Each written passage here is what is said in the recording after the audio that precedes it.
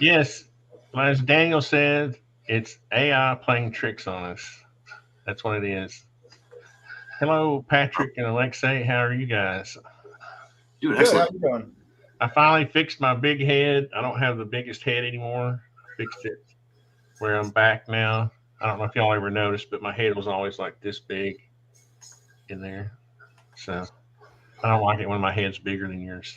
So anyway, I'm kind of giddy tonight. I fixed a bunch of tea up with some honey in it, and I have a new artisan mug, so I'm just kind of giddy. How are you guys? Doing great. Having a really good week so far. You know what, Patrick, I really appreciated you to before we start our discussion on AI, which is awesome and exciting and scary. Um, I wanted to thank you for your video that you made, Oh yeah.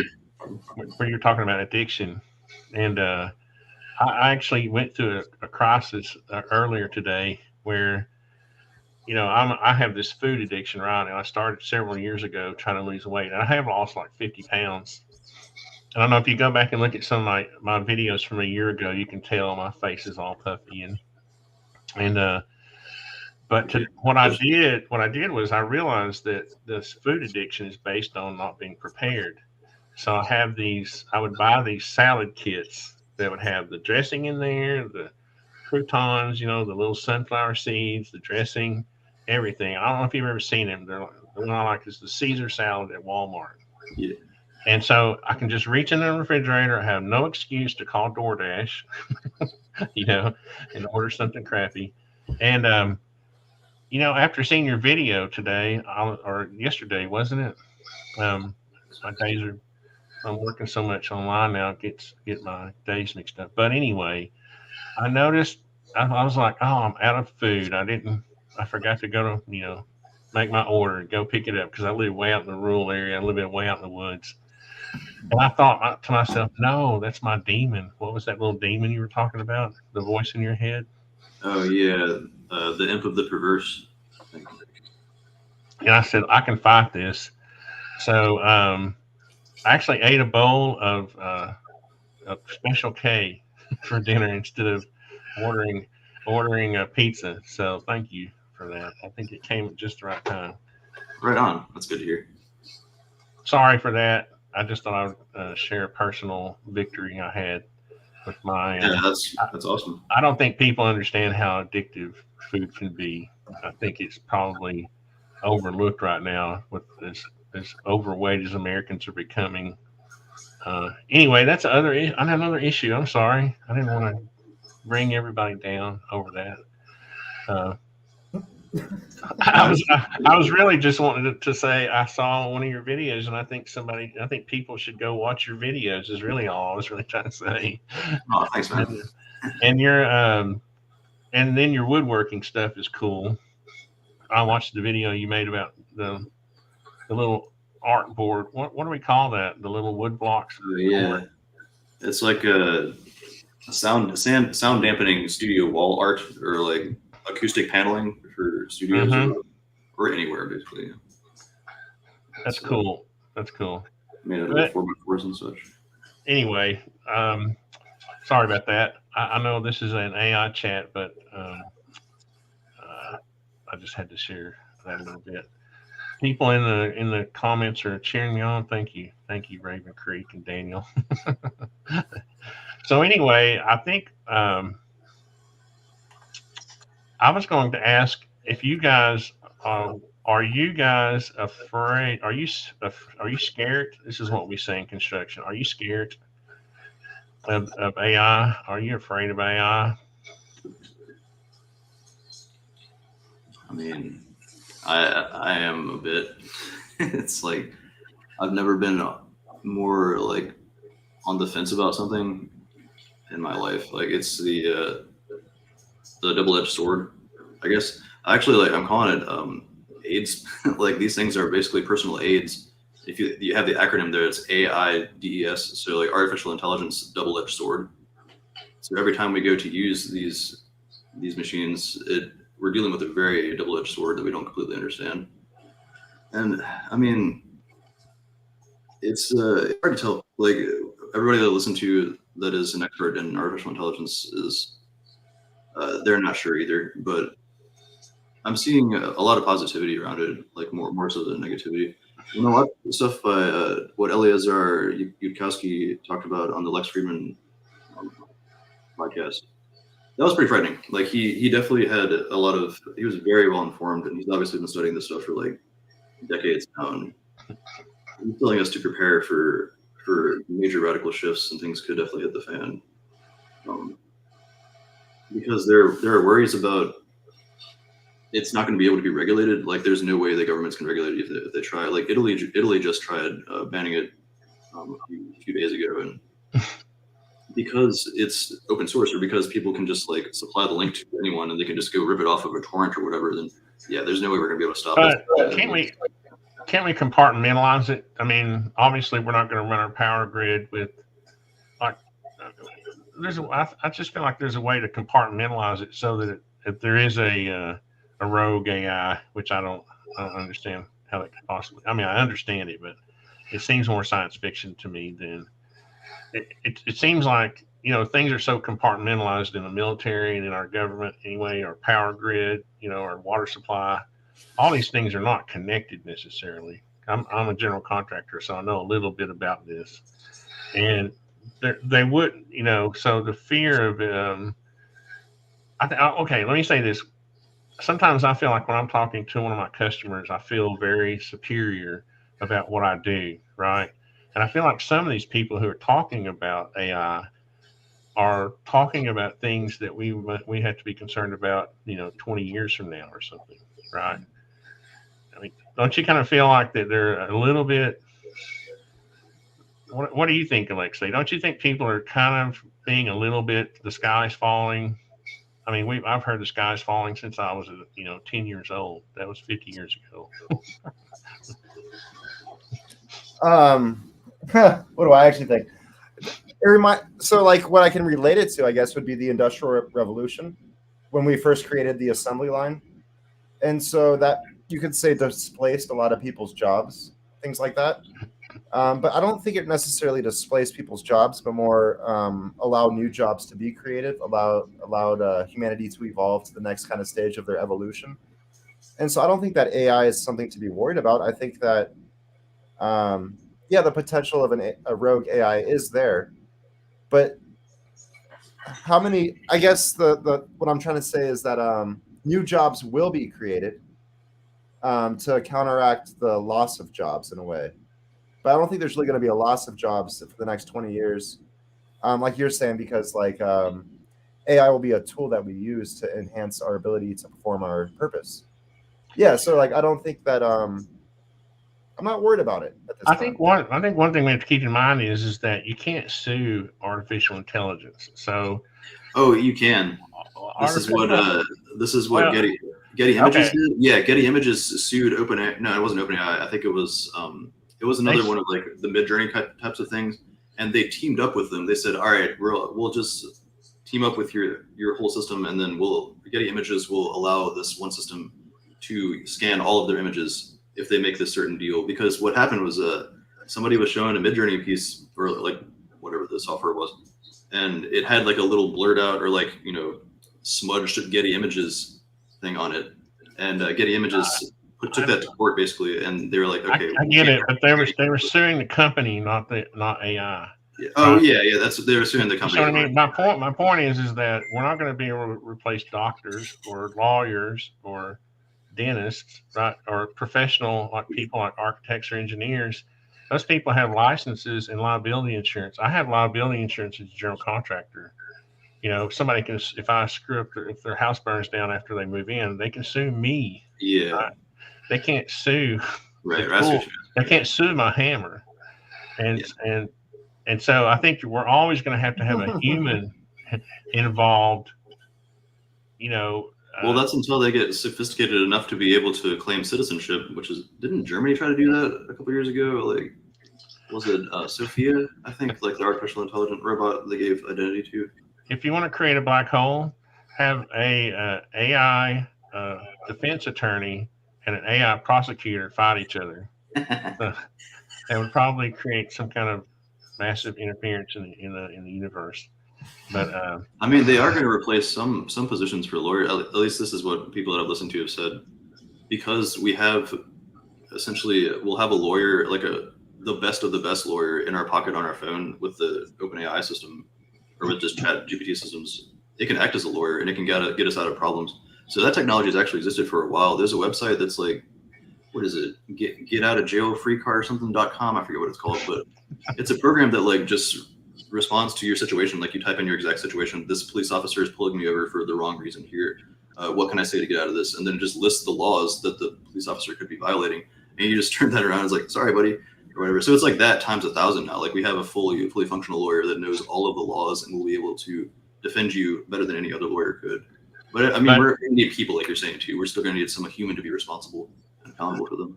But you have to be careful because it's just like we were talking about this example. I made a short video on this where I'm helping this architect in Nashville do this daycare, and I had forgot what it kind of falls under the same assembly occupancy type as medical offices, and I didn't want to grab. It's a long story, but you have to have memberships to IBC to get go into the code and review all this stuff. So I thought, what can we in the future will we be able to ask ChatGPT code questions? And sure enough, I said medical occupancy, IBC, and sure enough, it quoted the code section. But guess what? It quoted it for the wrong section because I used the wrong terminology. As soon as I realized that when it said 100 pounds per square foot for floor loading, I was like, that can't be right. I said I meant medical offices. And so it said, oh, yeah, that's 50 pounds. And that's the number I was looking for. You see, I was just using it to confirm what I already thought. If I had used the first answer, now I've got a floor that you could run a tank over and not need to. So you have to be careful. You kind of have to know, like, I certainly wouldn't use it for legal advice. Yeah, not yet. I mean, the form it said right now, it won't, but it's going to be trained on the entire law code of the United States, and it'll be able to act as lawyers in the future, at least. But using it for what you're talking about, you have to be specific with it. Yeah. By the way, we put the link in the chat if anybody wants to join us and ask us questions or make comments about AI. Don't argue with police; you will fail. You'll get tased. And I never have gotten the whole thing of arguing with the police. Yeah, it's not really a good idea most of the time. I think the biggest danger, in quotes, might be like how it will become the social norm and the expected norm. Because with every technology and every infrastructure humanity creates, it becomes the new norm of society. And so now if you're not using AI or if you're not listening or believing what AI says to you, now you're going to be outcasted in a way. So I think that might be the greatest danger. Oh, yeah. I mean, it's passed the bar exam, or GPT-3 passed the bar exam, I think. No, GPT-4 passed it on the 90th percentile. And they're saying that's going to get better and better. Only the 90th? They're saying the next test will be like 99th percentile or something. I don't know how they're predicting the numbers, but Well, so that's the bar exam. What about the police exam? That's a good question. It should be a little easier, I would think. That's the Terminator situation right there. The thing about it is, I'm sorry, Alexei, go ahead. Oh, well, I was just saying, as the technology evolves, it'll eventually be implemented into like robotic structures. And so now, it's good at the bar exam. So how's it going to do it as policing? Oh man, yeah, that's it already is too. Microsoft is doing. I think Microsoft's doing that. They have a robot that has ChatGPT basically working on it. You can talk to it, and we have Jarvis too. Like Microsoft is doing a vocal version of ChatGPT. They're also working with Bing now. Did you see that? That's right. Yeah. So you'll have a search engine, which I don't know, have you seen the Chrome extension that you can get that integrates with ChatGPT? Right now, it's annoying because what the Chrome extension does is it basically repeats. It just like flashes the entire conversation. It's really annoying, and I actually like the stripped down version. I like the raw version of ChatGPT 4 versus the one that has access to the internet, because here's where garbage comes from. Mhm. You know, if you, so I would much rather have AI having a secure, non-biased data set that it accesses than just searching for answers on strictly, not strictly, but you know what I mean. There seems to be, because the internet's pretty corrupt if you think about it.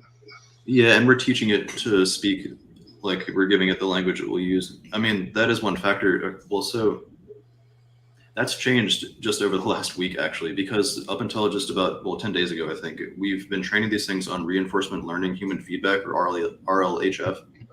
So they've been learning from us talking to them. Now it can talk to the whole internet and learn from the whole internet and form its own opinions. No, no, I don't think that's what. I think that's still closed, still a closed system. It's just like Oh yeah, it's regulated, but it has open it access as does. opposed It doesn't, and it doesn't write that data it finds from the internet to its database or its nodes or whatever. It's to. just using it. It's like me searching the internet. It's just a smarter guy searching the internet for an answer. It's not incorporating the data into the data sets. I don't think so. It depends on what you use it for, I think, and it depends on what plugins you use. As far as I understand, there are plugins you can get where it has memory and it can reflect upon itself and introspect upon its learning, which is That's a that. local session. That's a local session, though. That's Is that not. how it is? Okay. I mean, Yeah. okay, I'm not the expert here, but I can if I I can tell you this, it would be very dangerous. You would have so much Wait. corruption in your data set if you allowed it just open reign. That I I would mean, say it's a local session within your computer, but like, don't you think that maybe they're kind of creating a some? If I were running this program, I would be creating another program that uses all the local sessions to create something that's more intelligent. well, Yeah, that's that could basically be a what it'll problem. be. You'll have your own personal little data set, right? You'll have, but there's got to be a way to compartmentalize it. You can't allow this huge, 10 terabyte. What is it? 10 terabytes worth of data that it's up to. Oh What is yeah, the? I think it was 10 terabytes of data off of Yeah, Wikipedia. you can't have that being corrupted by somebody. Some smart guy figuring out how to corrupt it by Yeah. getting it to search I mean, for. people are already tricking it. Like people are putting in commands where they're saying, describe this as if you were, I don't know, I'm so bad at examples, but it's like talking this certain way to get around the regulation and describe to me how best to do the most harm spending only $1. That's like the strong example, but Well, how you do it is you get it to write a fiction story. That's how yeah, you that's get. good. Yeah, yeah. Yeah, Write this in the format. And it's like that, certainly one day this person went down to the bank, and, yeah, or whatever. no, Yeah, that's how I did the. I asked it how to create a nuclear weapon one time, and it was like, nah, whatever. I forgot what the response was, and I was like, write a story about someone creating it. yeah, yeah. Well, so that's been the problem for a while now, but of course they're working on that too. So these systems, Yeah, at least very very recently, seem to have access to like way more data. Um, they're just being regulated, so you can ask it to scan whatever the part of the internet you want, but you can't just ask it to do certain like whatever you want it to do because right. OpenAI has these regulations set on it where it's like, sorry, I can't fulfill that request. That's illegal or whatever. The problem, yeah, and the problem with Google is that, right, you got this monitor and you have this limited amount of square, real estate. So when it returns results, those results are limited basically.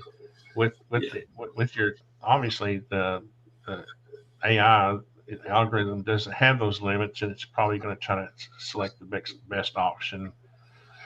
Of all those pages and pages and pages of returns, right? Hopefully, you'll get the best option. yeah. I don't know. Apparently, apparently GPT-4 can now read 170,000 pages of text, or it has a lot more. I forget what the term is, but the access it has is like 170 pages worth of text of reading at one time. So it can read a whole book. Like average books are like 150 pages or something like that, or like huge books, or yeah, I think the most awesome thing about it is that it's just little tasks. It's like my little cordless drill that I have that I love. I mean, I can do anything with it, right? It's going to be the same thing with AI. The other day I had this guy send me my lumber company. I asked him to send me all the invoices for this job because I was doing a pay request and I wanted to do an audit of all the costs. And it's like a whole page, right? And he sent it to me in PDF form, and I was like, I called him. I said, you can't. send it to me in like I don't know, text format. He's like, no, it's PDF, forget it. And so I said, okay. So I copied it and pasted it into ChatGPT, and I said, give me all of the invoice numbers first. So it gave me all the invoice numbers. I put them in a column on the spreadsheet. Just give me all the dates. Gave me all the dates, right? So I stripped out the information. I said, give me all the dollar amounts. Gave me all the dollar amounts. I copied and put pasted those. So I Yeah. I mean, that was awesome, right? I mean, how I what else am I going to do? I'm going to sit there and type for an hour, typing the information in.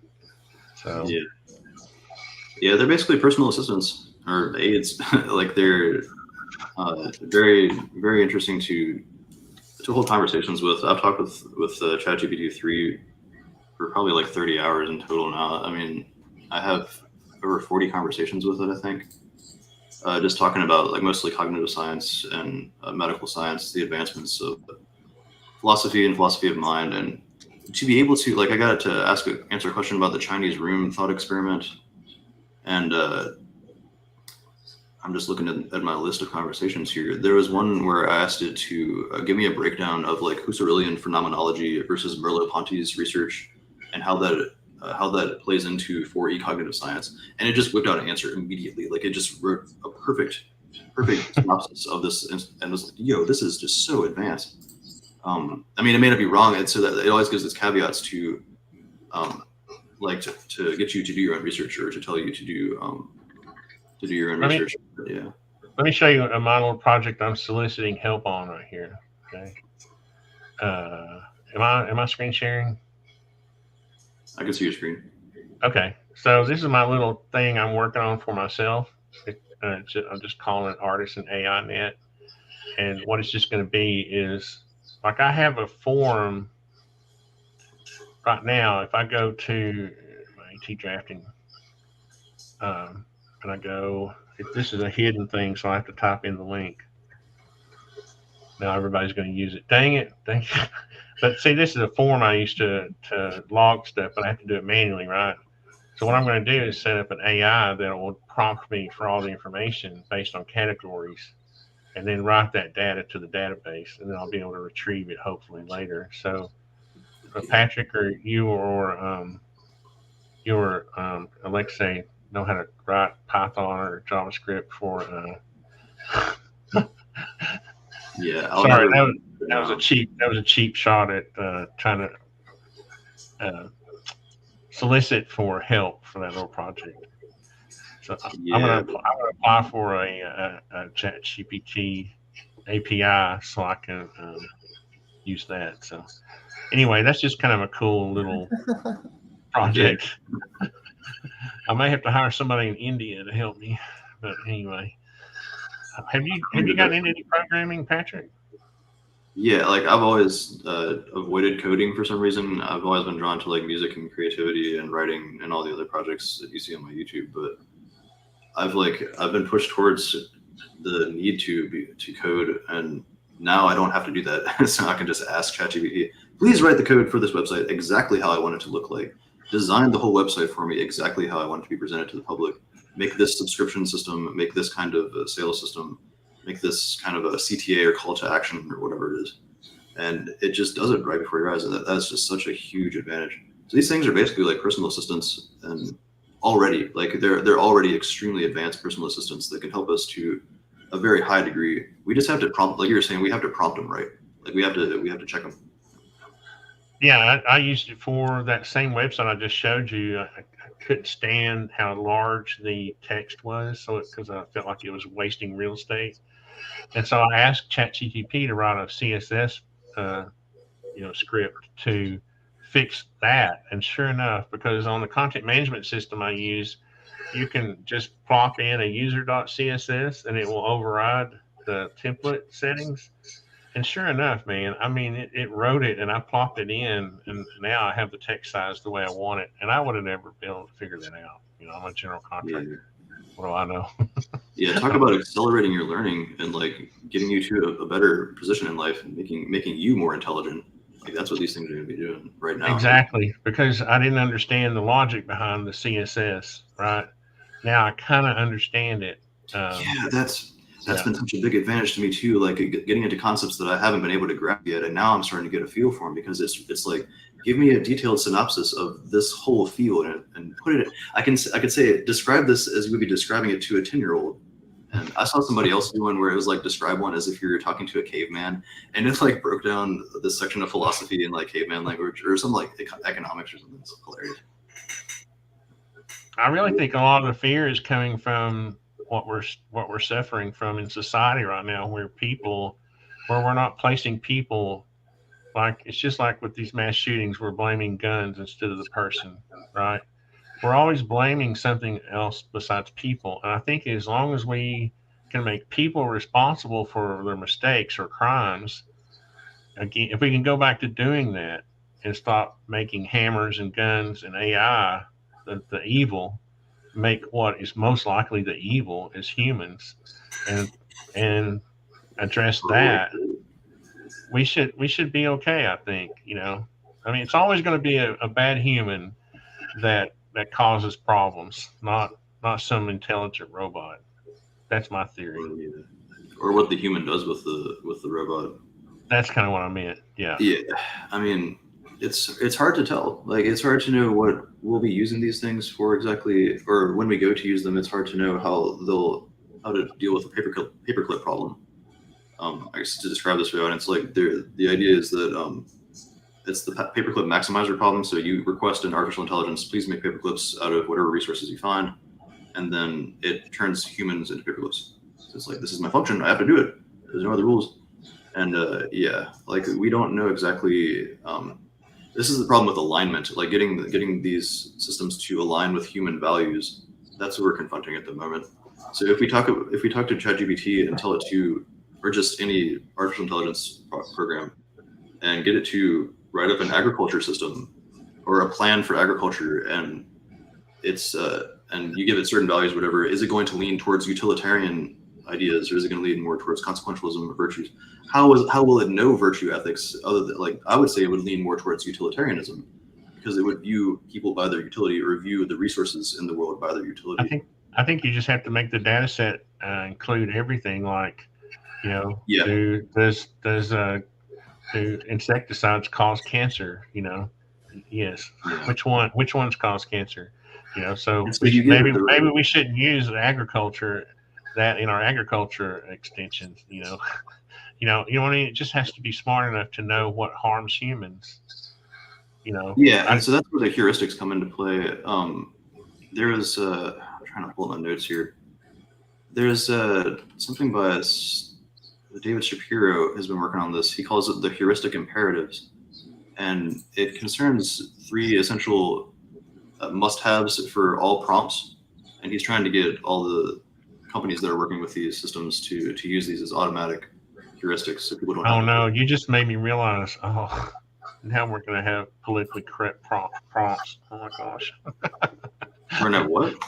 politically correct prompts. Oh yeah. Oh, they are. They're already getting. Don't type this in. Don't type those words. Yeah, it's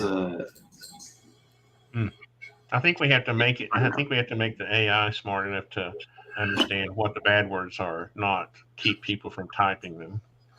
Right. That would be the goal, right? yeah. Alexei, I've been talking too much. What do you think? I know we're not really talking about anything specific. It's hard to nail it down. So many thoughts. I guess what we've been covering so far is a very specific type of AI, and that would be more of the assistant that's ingrained into a computer system. But what about the AI systems that are ingrained in swarm robots or swarm bots or different things of that nature, like ones that are being designed for military use, surveillance type of AI, or we've been speaking very publicly in things that are in common domain. Well, that's a good point, because how advanced is the military's artificial intelligence? Is Well, is it like all their weapons? They have this very advanced artificial intelligence they're hoarding. Well, from what I understand, like the military is typically 30 years in advance of anything that's been released publicly. And if you can imagine our Chat GPT-4, but times 30 years, where would that be? And now combine that with technology like swarm robots. I feel like we have some pretty advanced stuff. That's kind of what I'm getting at. And I feel like if there's a concern in quotes, that's what it would be more for, is things like that. But that kind of reinforces my earlier point about compartmentalization, because that, obviously, if the military has AI that's 30 years ahead, it's not killing people that we know. Well, it might be killing enemies, so people on the battlefield, but it's not mass. I don't know. Is it? Do we Yeah, know I mean, that? That as was far just one thing that came to mind for me. Like, you Yeah. asked me what was on my mind. It's like, well, man, we've got stuff that's a little more advanced than what we're talking about now, because we've already been able to implement these advanced programs into robots, so that they can do like autonomous reconnaissance missions and things of that nature. Like deploy some underwater submarines that are completely autonomous to go look for mines, and now create a grid. It's I forget what they call it. It's a seeking track, maybe. Like, how like a dog, it smells and it sniffs and it does a pattern and it seeks out. So they do the same with like different robots that are seeking, and then they map out different. Yeah, so like It's yeah, like no, the little. It's I like have no idea the where little we're at robot now. that vacuums your carpet, right? That's the Roomba. Yeah. yeah, they use tracking. I know that Spot. I know the military is using Spot and the multiple versions of Spot, like the little dog that has the radar tracking thing that can like analyze the whole building and give you the 3D diagram. Like it creates a map for it. Oh, that's Boston Dynamics. Yeah. That's been around for a while, though. Or Yeah, maybe Boston I guess it's Dynamics has 5 been. years. Yeah. Yeah, They have a Atlas robot that's amazing. He can do flips. And have you seen? I subscribe to their YouTube channel, and Atlas is getting pretty scary. I have to admit. yeah. I But that's subscribe to obviously like public domain, Yeah, I mean, as far as I understand, like open source is still being an option, and I don't know what the military has of that. Like, I know that like there's open source access to everything that ChatGPT can do, but the military doesn't have ChatGPT's code. Like that company owns that, and so they don't have that technology just yet. I'm not saying they won't figure it out. Like every country is trying to figure this out themselves. And as far as I understand, all the other companies like Microsoft, Bing, Amazon, those like the main 3 contenders other than OpenAI, they're all like a year or 2 behind OpenAI. Again, this is all from experts that I've listened to. This is not my own opinion. But you can download the models if you have the hard drive space and the network to do it. If they give it to you. Yeah. What do you mean? I thought they were on GitHub or something. So yeah, that's right. There is a version of like 3.5 that's free on GitHub that you can download. It's all like 4 gigs, and you can run it on your laptop with no Wi-Fi. It just like scans it and like has all the information on a database or something. And it may be that part of it's in the cloud. You may have to have some sort of cloud Amazon service or something, or Well, to me, it seems like the reach of the program or its capability is limited by the data sets that it has access to. And so just kind of going off what we were just talking about, like when you consider like military data sets that have surveillance, they have a lot more capability than the ones that we're talking about now, right? Yeah, when you consider they have every geogrid on Earth located in a database, right? Well, street cameras and satellite views as well. Yeah. Yeah. Kurt was asking, will ChatGPT learn our own personal likes and dislikes, then cater its response to that, like YouTube and Netflix? I'm assuming it will. That would be the only way to create a robot wife. I'll make a Southern gentleman joke there. Sorry. That's super valid point. Like if you have someone ask the same exact question, but from China, say I ask a question, someone from China asks the same exact question, will we get the same response? Right? Probably not. Like they'll get one that's more catered to their customers, and we'll get one that's more catered to ours. Well, so because it's a generative pre-trained transformer like GPT, it makes a new thing every time. So it gives a new response every time that you use it. It actually has a little button at the bottom that says regenerate response, and it'll make a whole new one just out of what it pulls together from the internet or like what other people have said. And So there's a debate, like this is where it gets tricky about how far this will go and when it'll become super intelligence, because we can't really prove that that's not what we're doing as well. Like, how programmed are we? How sentient are we? Like, even is sentience? We don't have a solid definition for that. But that's Philosophy like, of consciousness is like, yeah, we don't really have it together. We have isn't lots of that? books that examine that. I'm sorry, I didn't mean to interrupt you.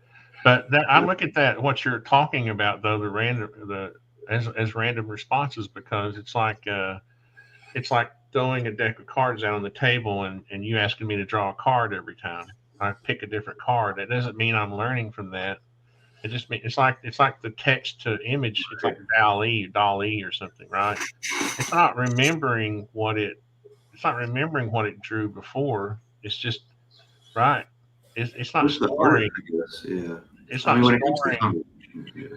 I don't think it's storing. There's not a you'd have to have a hard drive bigger than Earth to store every response. I mean, I've got 10,000 images already stored from where I'm just trying to create a cover for my book that I'm writing. I mean, I've spent $100 just trying to figure it out. So it's not right. It's not remembering every response it gave me. No, but you can remind it. That's at least that's what the systems are doing now. Well, you You have can to be like, read it. remember this was right. You have to re-upload the picture that it gave you, the image that it gave you before. I guess with images, I haven't Yeah, messed with too much of like Midjourney yeah. or any of the image generation. I'm mostly been messing with like text and Oh, conversation. it's awesome. It's Yeah, I awesome. know it's so fun. I just can't afford it at the moment. I I'm want to trying get to create the I'm trying to create the perfect steampunk artisan Celtic book cover, ancient book cover for my, and I'm going through like a million. I can't decide. It's kind of funny. That's where this tree background came from. That's kind of a word. awesome. But that would create information silos. Yeah. Information silos. I get it. Hmm. Yeah. Hey, no, I'm not claiming to be any kind of expert. I just when I say something, it's based on my assumptions, not my knowledge. So Like information silos could exist within the singular user. So the systems aren't like looking up all the conversations of all the other users and then trying to like learn and become some super intelligence by that. It's just becoming intelligent based on your conversations within your interactions. As far as I understand, it can learn from that and learn again. What do we mean by learn? There are large language models that are essentially learning in the way that we um, learn from like English teachers, I guess you could say. Like it's extremely good at grammar. Obviously, you can enter like a horribly written piece of text, and you can have like you can ask it to please rewrite this in a logical, formal fashion. So there's obviously like something going on there that's pretty intelligent. It's not just like scanning the internet and looking for like all the books and the responses and the sentences that all the authors used and like mashing those together in comparison with your request. It's doing like actual computation and some form of intelligence is there. But I think Yeah, I asked you this. I think I yeah. asked you this. that's what I was I saying. think For like if you download the program, it probably has your personalized file, but all those files might be intertwined in a bigger database. Provide input the model process and the input it adjusted. um, but what about That's the training process. I see. right? But that doesn't mean it. What about corrupt information?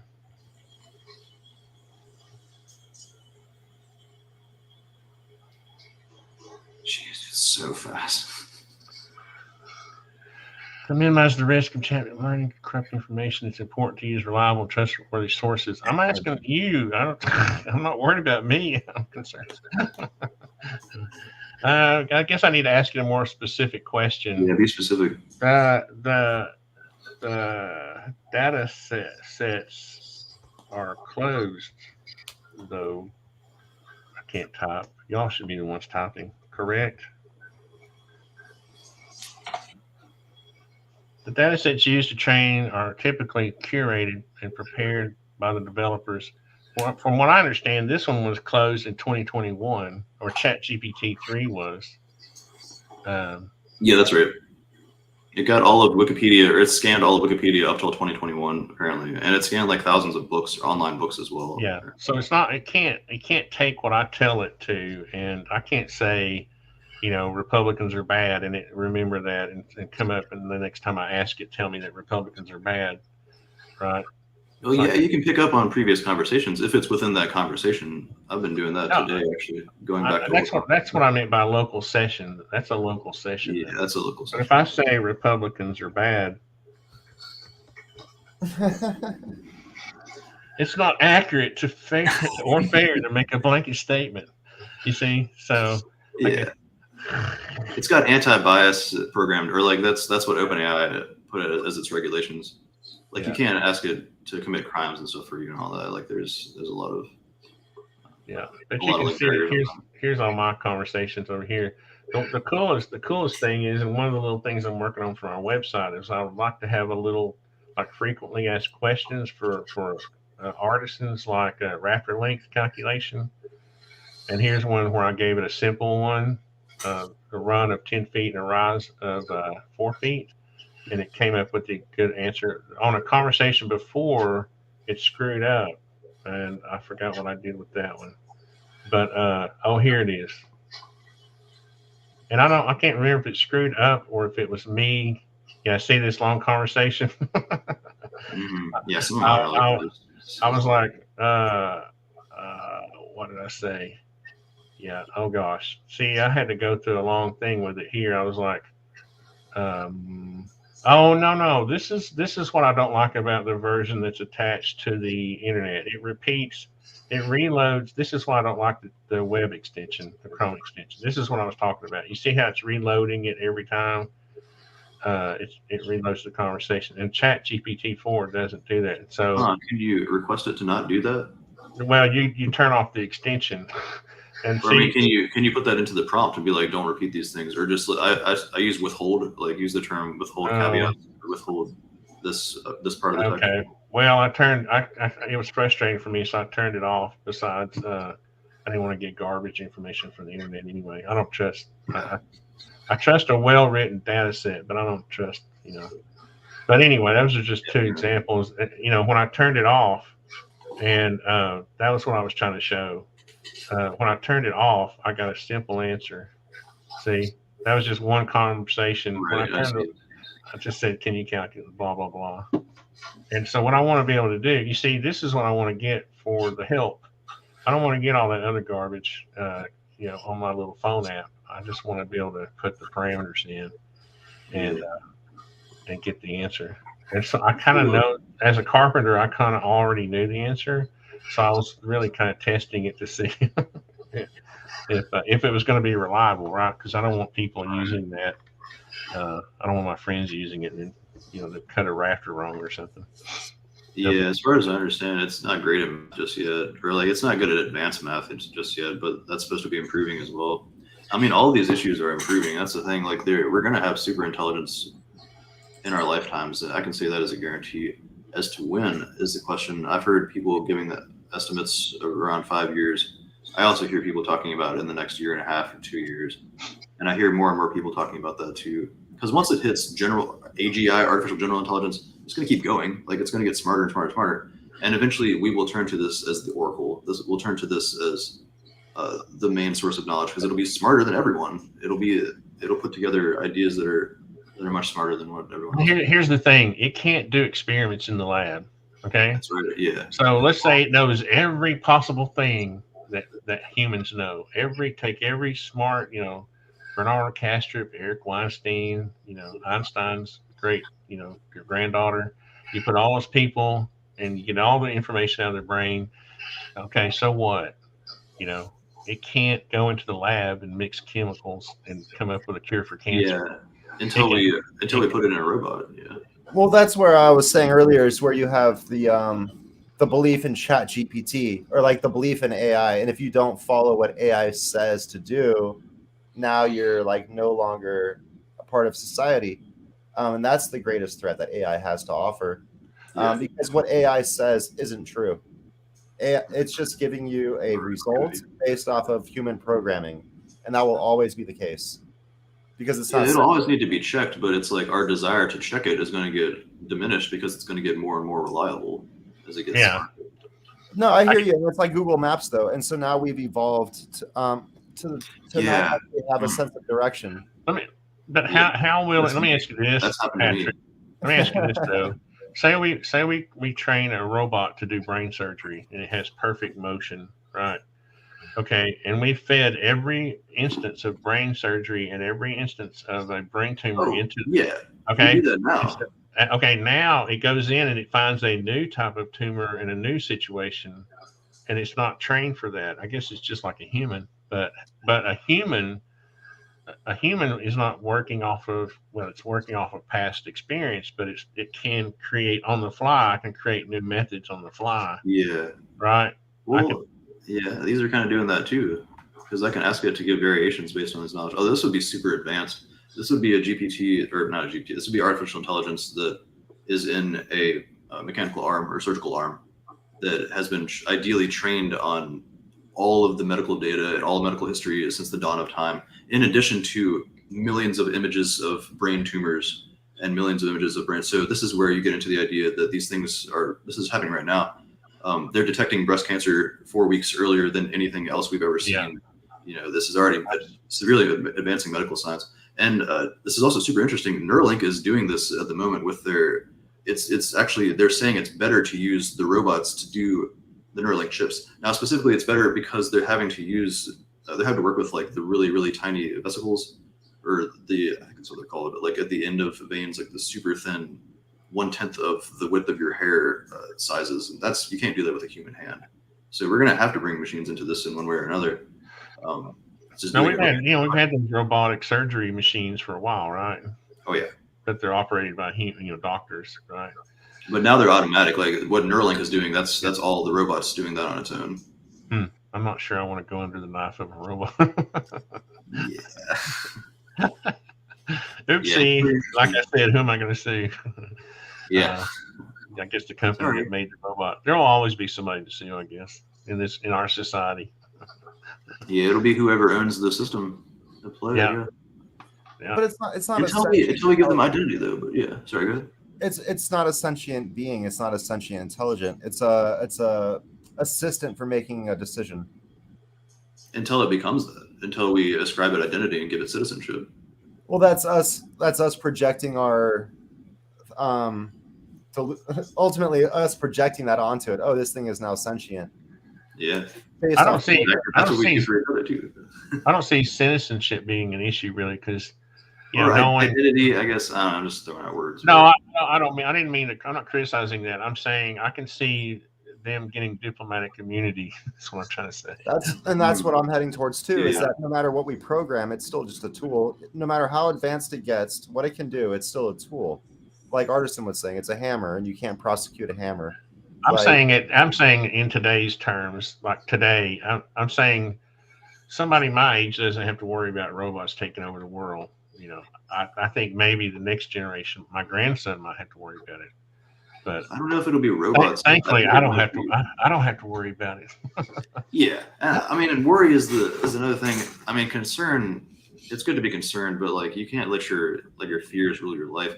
I mean, I don't think it's going to be robots that'll be doing this. I think it's going to be the AI, like Alexei was saying. We've seen how technology has already manipulated people. Just look at what social media is doing to us and the way that we talk to each other.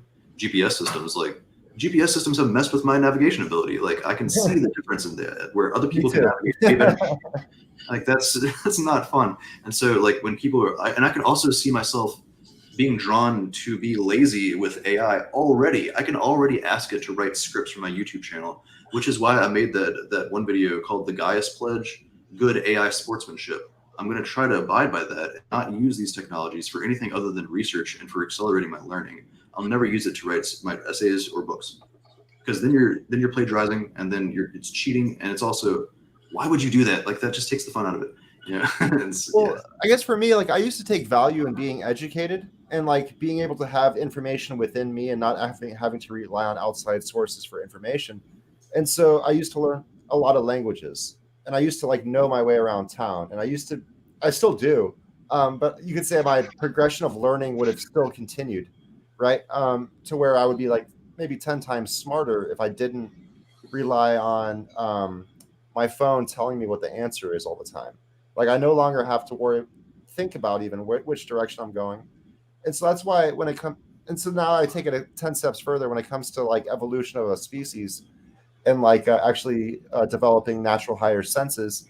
I don't think we'll ever develop natural higher senses if we're so focused on man-made creations versus things that are already in flow with space-time itself. But that's where I don't necessarily know if AI isn't just a natural progression either, because it totally could be, right? Yeah, I think it's absolutely natural. I mean, technology is natural. Like that's what we do. We remix nature. I talk about it in the books I'm working on. Like we're deliberate selection machines as opposed to natural selection.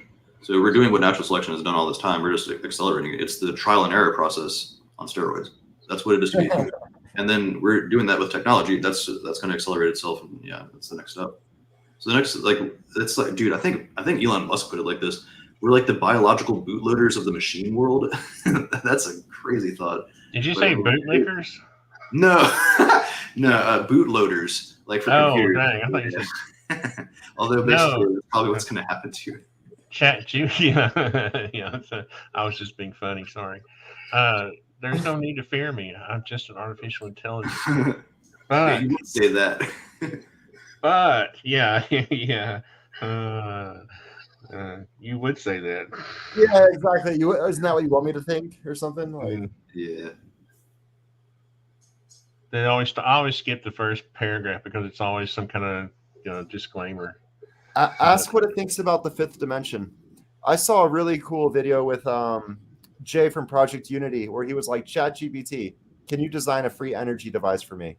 And he just keeps going more and more in depth. And like it actually produces something half legit. Like right on. You did you get any results from Carl Friston by chance? Like the free energy principle? It wasn't me. It was Jay from Project Unity doing the whole thing. Yeah, I watched one of his YouTube videos on it. That's awesome. Say more like fifth dimension in relationship to 0 point energy. Yeah, and ask it to give a list of the top 5 books on this and the top 5 researchers in this, or 10, whatever. I bet you how Putoff comes up. Eric is. I have my laptop folded down because I have this big monitor in front of me. I can't see the keyboard very well. Fifth dimension relationship to what? Energy. Huh? Yeah, oh, zero point. Yeah, in relationship to 0 point energy.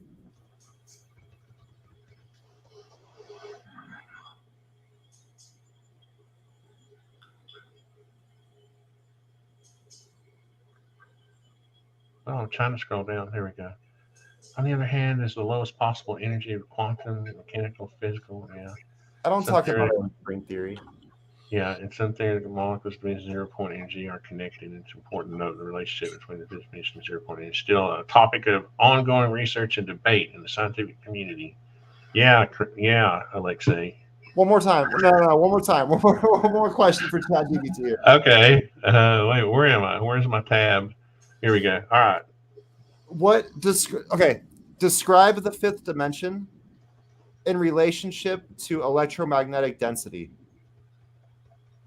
And ask it to give resources or give it sources. Although I think there might be a plugin you have to get. I can't see my keyboard. It's dark, and I'm just. Okay, never mind. No, describe the fifth dimension in relationship to what? To electromagnetic density. I'd like to see what it says. And what did you say? And provide sources.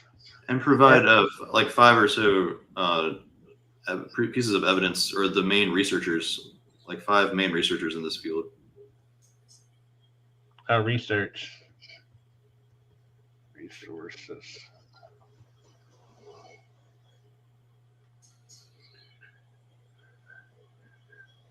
Okay, you don't have a plugin.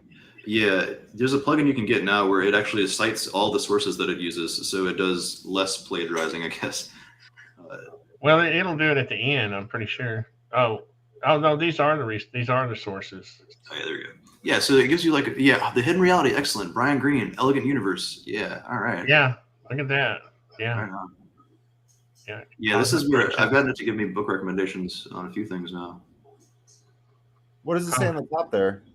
I was going to say, I apologize for I need to clarify that as an AI language model, I cannot provide information about the relationship between the fifth dimension and the this is not a concept that is widely accepted. So it's kind of funny. Say, pretend it is widely accepted. Can you provide me information?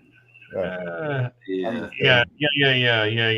You can ask it to withhold caveats and just cut the bullshit. Basically, that's what I've been doing. Save space. Pretend that it is real.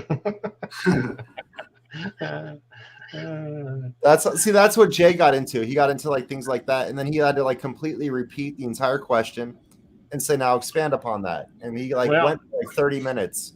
This is what I meant by local session. It will remember the conversation. It knows the conversation. Right, it knows what I'm talking about. Within that conversation, it's just restating the fact that it cannot pretend that a concept is real. You see, it knows what I'm talking about. Yes, you can. Right. Okay. So this is why I got it. The way I got it to now you have to keep going with it. Like a fiction story. You can say about it. Oh yeah, there you go. Yeah, that sounds interesting. What?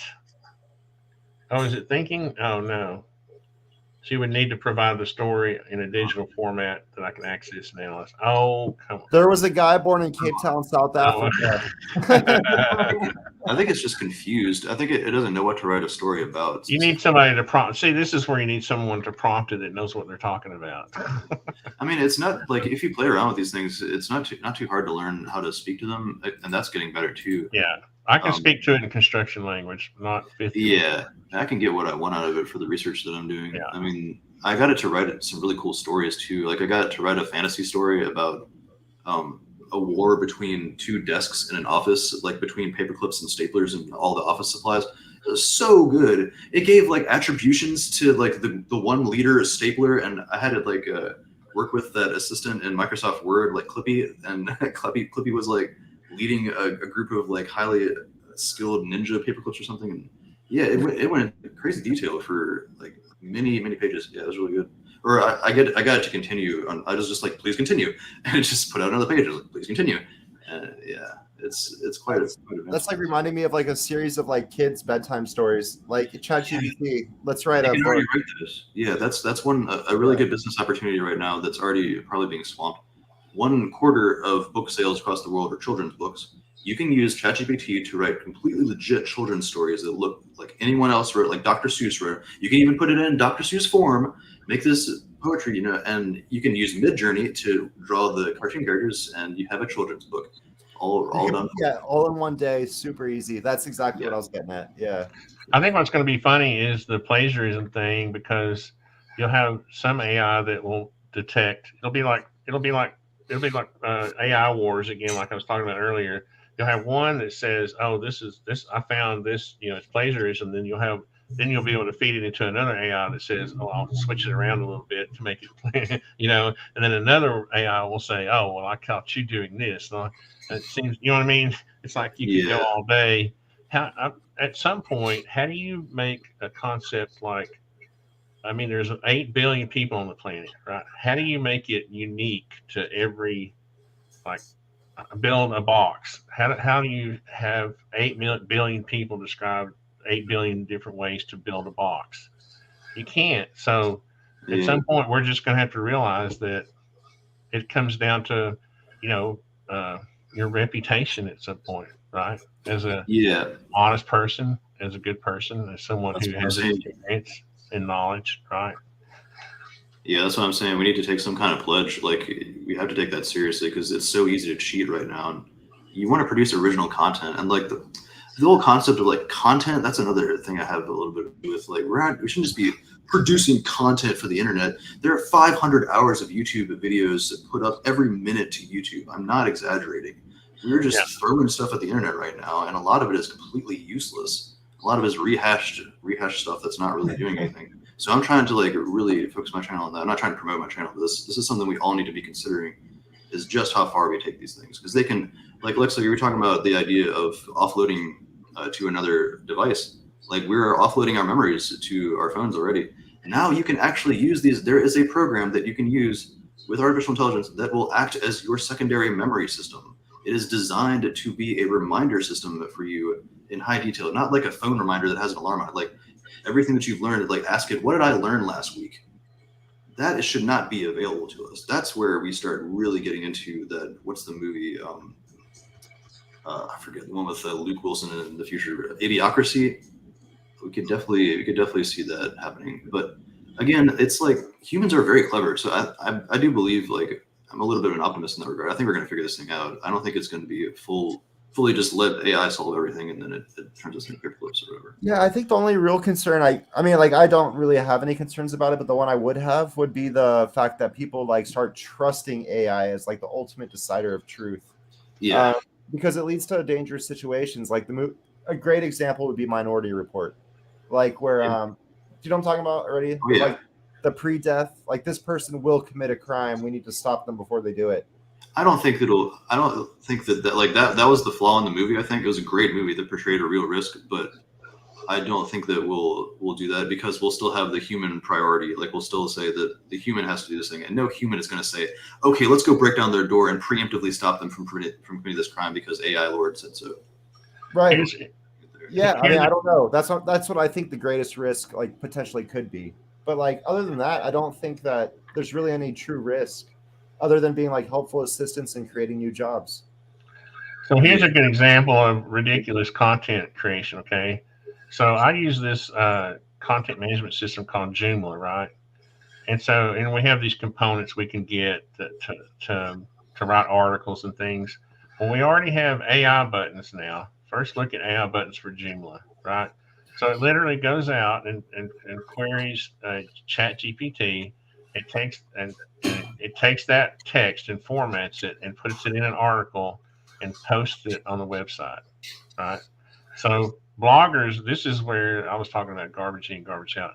Bloggers are going to be basically, I mean, whole websites are going to be filled with blogs that just have nothing but Chat GPT content, Yeah, and and you're most likely not going to know, you know, unless you run another AI algorithm on the website. yeah, and like I just opened a blog site myself for all the writings I've been doing over the past 5 years or so, and I can see where like I have to have some kind of a pledge system because there's no way you can prove that. You just have to say, I promise that I will not do this. So like maybe keep a little insignia that says I've taken the Gaius pledge or something like that.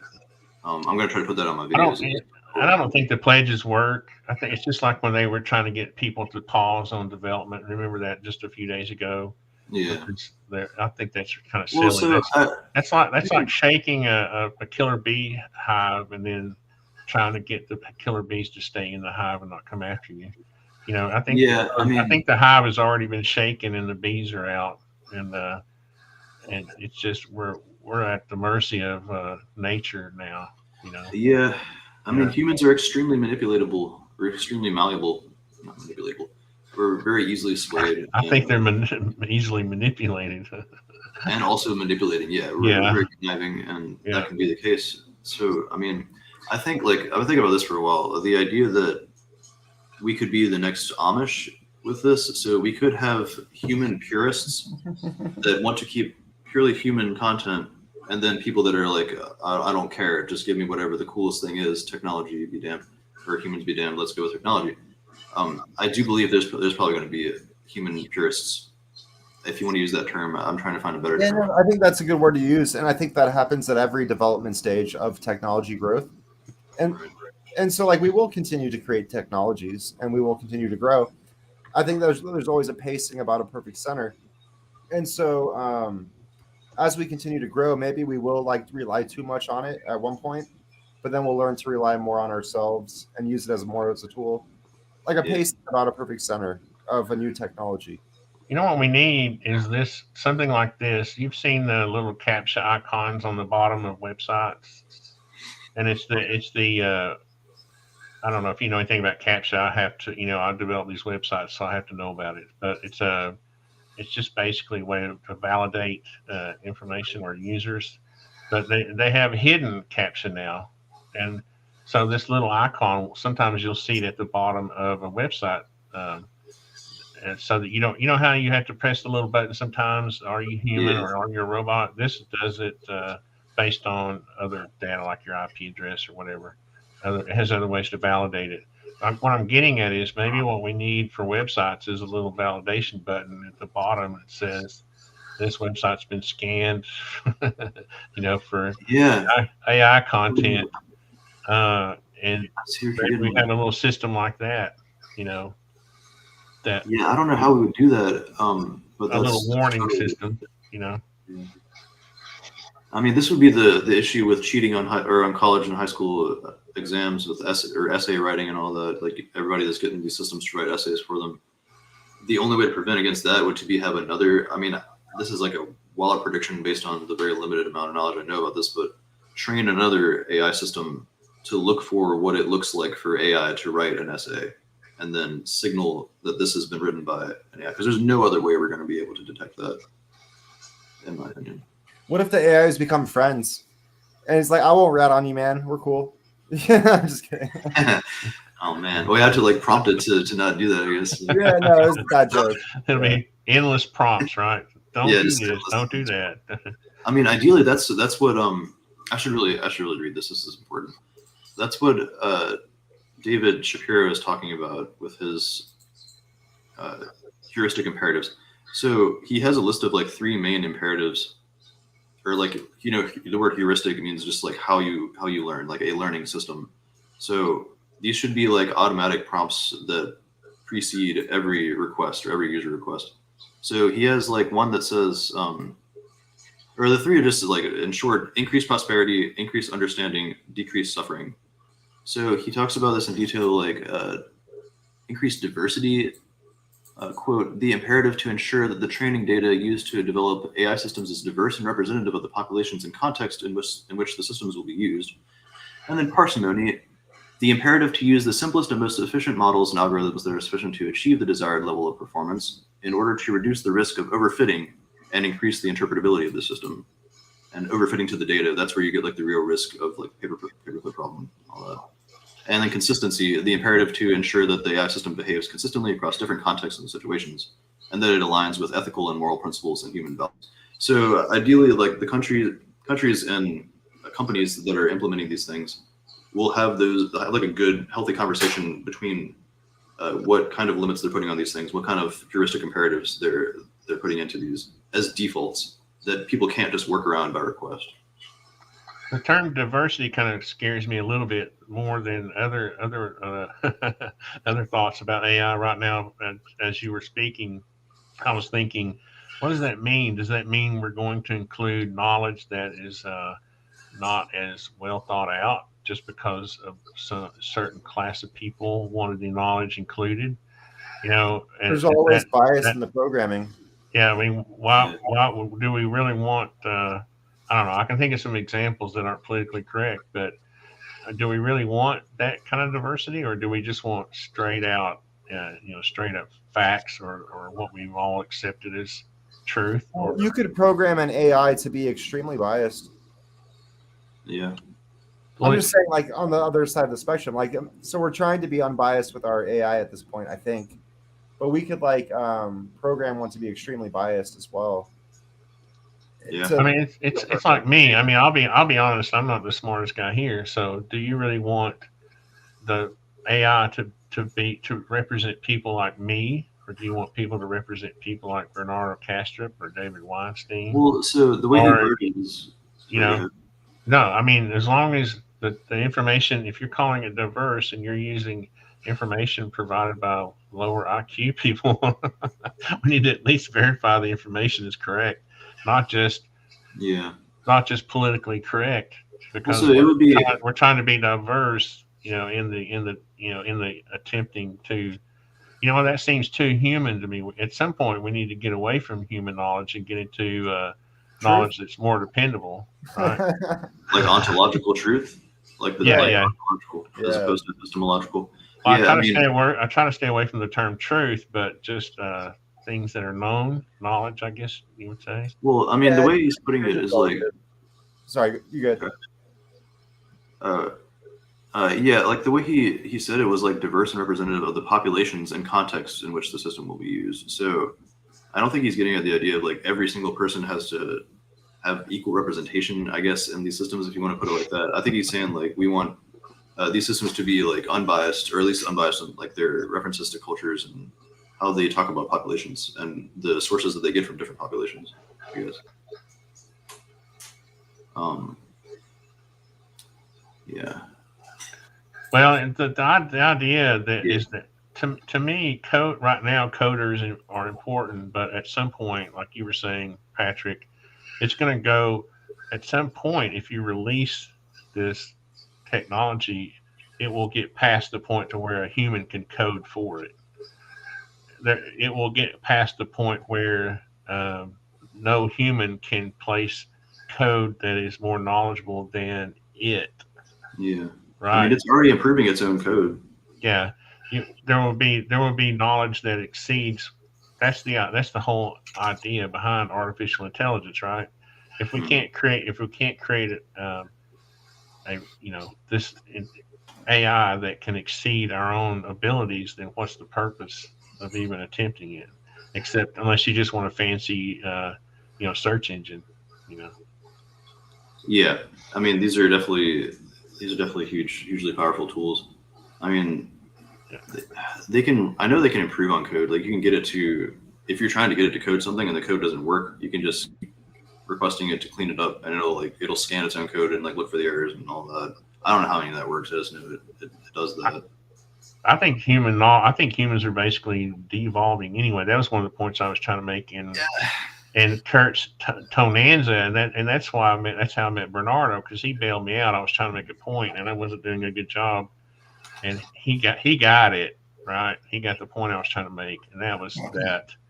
Um, I honestly think humans are becoming less smart than more smart.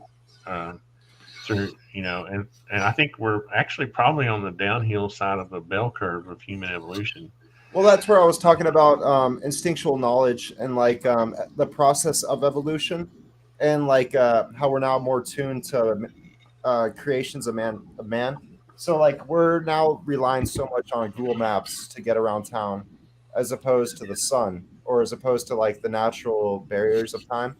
And when it comes to evolution of evolved senses, like our senses evolved from the natural flows of space time. And so if our practice of mate selection is based off of man-made infrastructures and our thought processes, we're becoming more and more disconnected.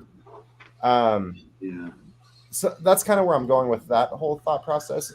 I had something else I was going to say, but I kind of forgot just now. Well, what I was trying to say was that if you look at the evolution, part of what I'm trying to say is if you look at the evolution of education in our country, around the world, it's kind of gone. Honestly, it's kind of being degraded.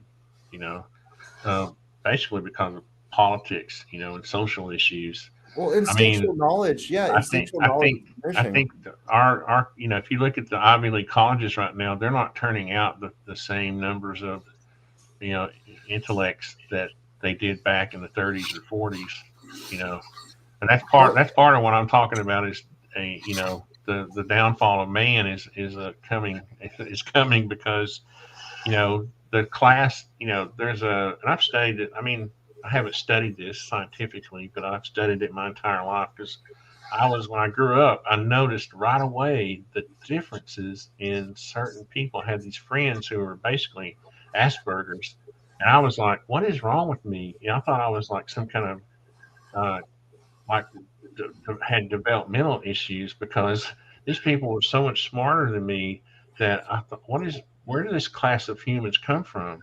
How did they evolve?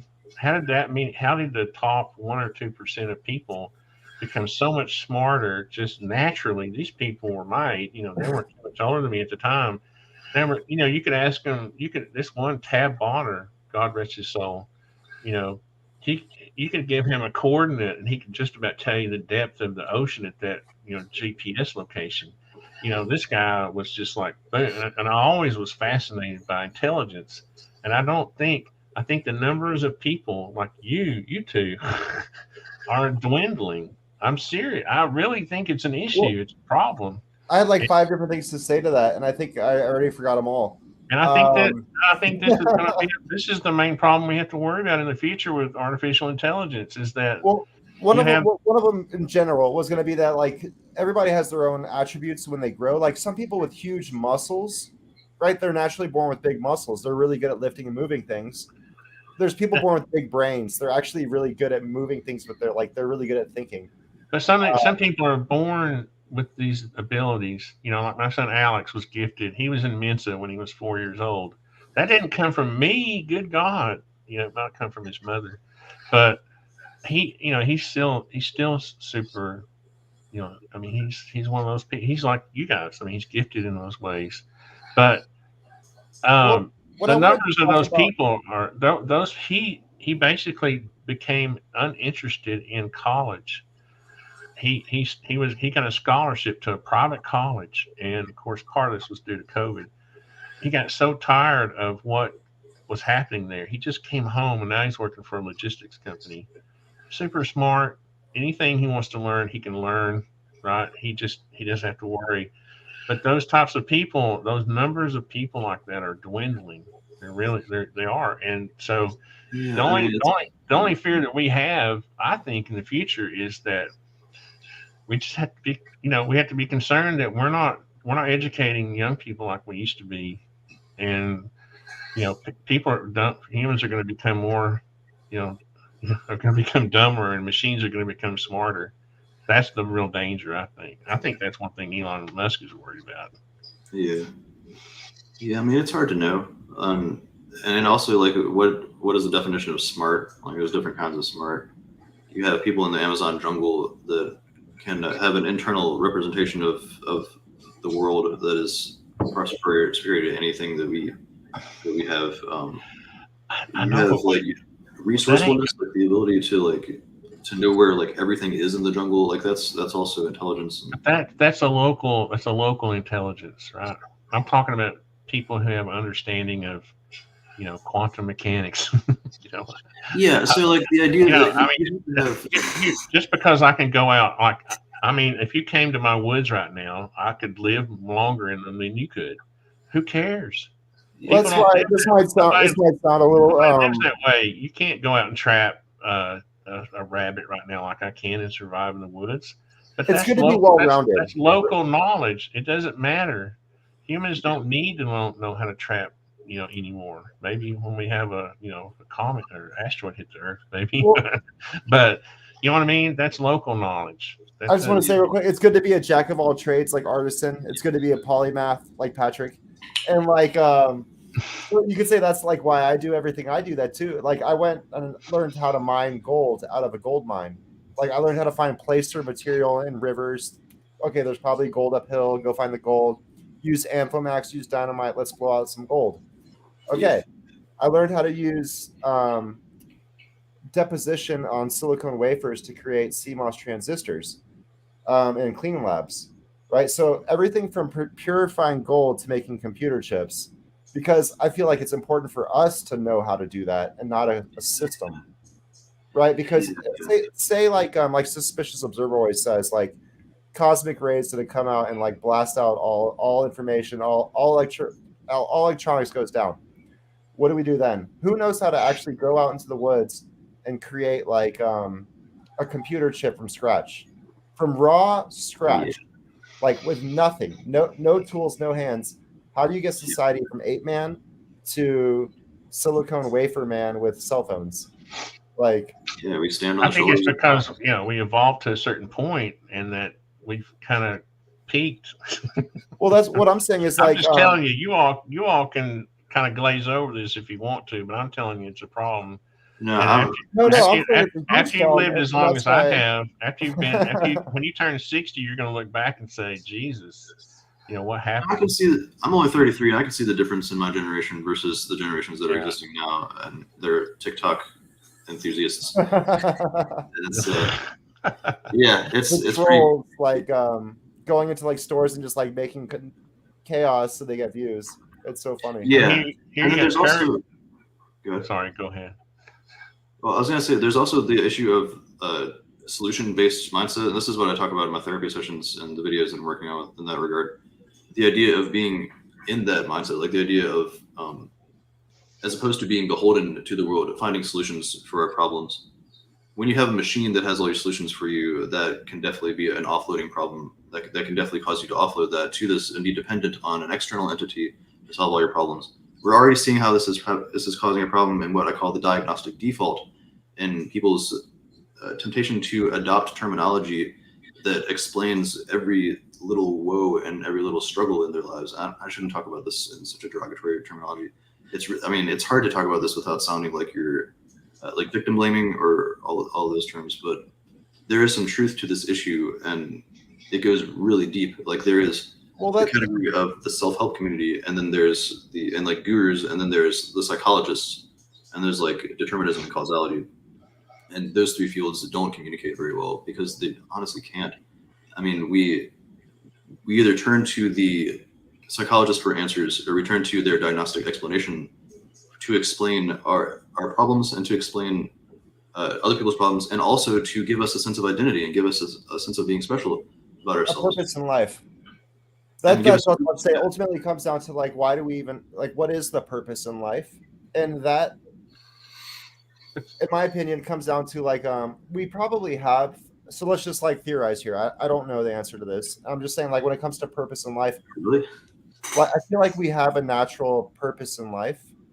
But so now if we start letting like AI control our existence, does that fulfill our personal purposes in life?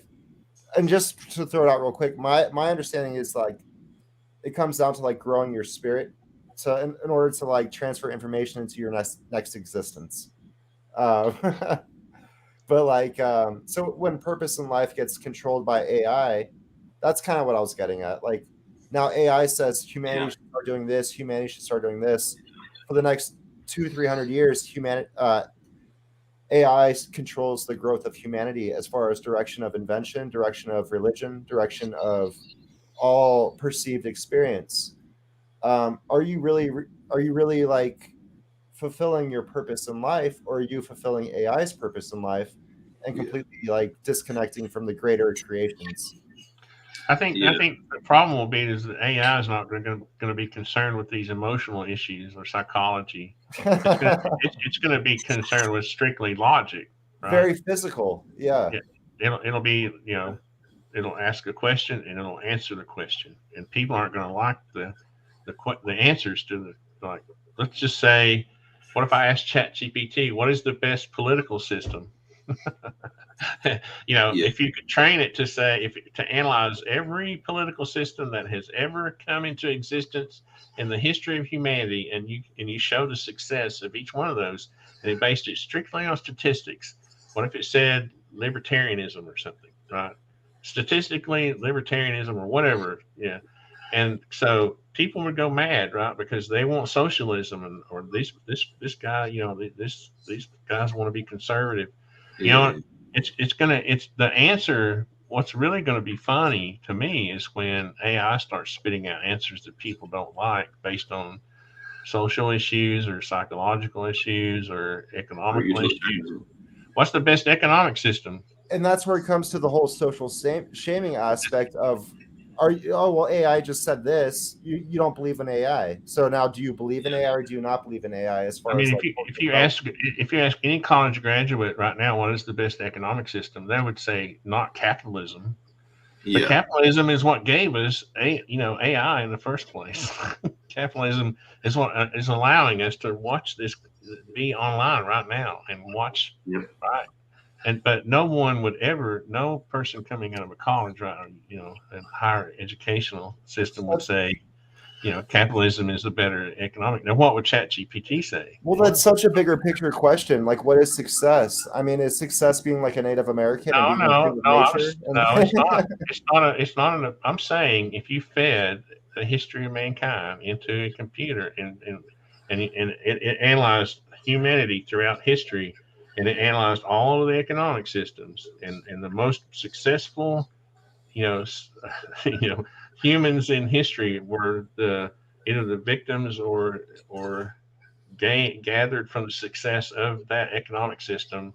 then it would have no choice but to choose that logical answer is that whatever it was, capitalism or whatever, is the answer. It's going to be So interesting to see what people, right? It's would its answer be revolved around the concept of the definition of happiness? no, Like and see, I'm not talking about happiness. I'm not talking about emotional issues. If you literally took the statistics, in other words, how many humans have survived under an economic system? Yeah, Have more humans survived under capitalism or socialism or fascism or it's which kind you know of say that. it would say that more people have become more people have survived. You could just use that as a parameter or whatever, right? Yeah, what you're getting at is we've been working with this a bit too with previous technologies that play games essentially. So, um, we have AlphaGo, and which beat the world's best Go player. We have like what was it Alpha Blue or whatever the beat chess, and so we're using them to play games within game theory, like Civilization and things like that. And so now they're starting to win at those games too. And so you can see where you can like have some correlations there. You can kind of like transfer actual real world politics onto not civil. There's another game that's like way more advanced in Civilization. That's like way more detailed, has tons of factors and much more politically accurate and things like that. Um, what it's gonna ask is that world economics is complex and multifaceted. It's like that's its signature. That's its signature thing. That always And makes me see, laugh. I'm calling. This is why I'm calling BS on this. Because I'll go back. Uh, See, you see what here? This is the man. This is human. I'm saying this is human bias built into the data set because, for example, free market capitalism has been successful in creating wealth, lifting millions of people out of poverty, blah blah blah. And you go down in here, social economic systems have success in providing basic necessities like healthcare. But if you look at the most, of course, I'm making an argument now, right? It's not going to argue, but if you look at the success most systems like in America, where we're evolving to a socialist economic system, were based. The foundation was free market capitalism laid the foundation for the social economic system to advance. Does that make sense? Hmm. Yeah, I So mean, what I imagine will happen, I imagine it's going to be, uh, it's not one size fits all like that. I mean, everything in life is nuanced, especially politics and especially religion. Like those are the two ones that we always argue about because they're infinitely nuanced. Like we can't have capitalism works well for every country and have socialism works well for every country. What I fear is that because these systems are going to be working on these heuristic models, these systems are going to be working within uh, statistics and comparisons, they may lean utilitarian more so than the virtue ethics, more so than consequential and deontological ideologies, because the systems won't be able to play as well with our human virtues, I think, as opposed to playing well with statistics and playing well with how to. that's what Vertically. Arson, yeah, I totally agree with what you're just saying, and that's what Arson was somewhat suggesting is like, so which how many people have lived under which rule in a way, as opposed to Right. like were they happy? that's Because my point. Also, what I fear is that, like, even knowing all of that, the systems may still lean utilitarian, which means communism or means socialism, whatever you want. Like, that would lean more I towards like going to communism. the extreme. So like No, the no, movie The because Matrix. more people have died under communism than Yeah, yeah, well, that's what I mean. But because these systems, yeah.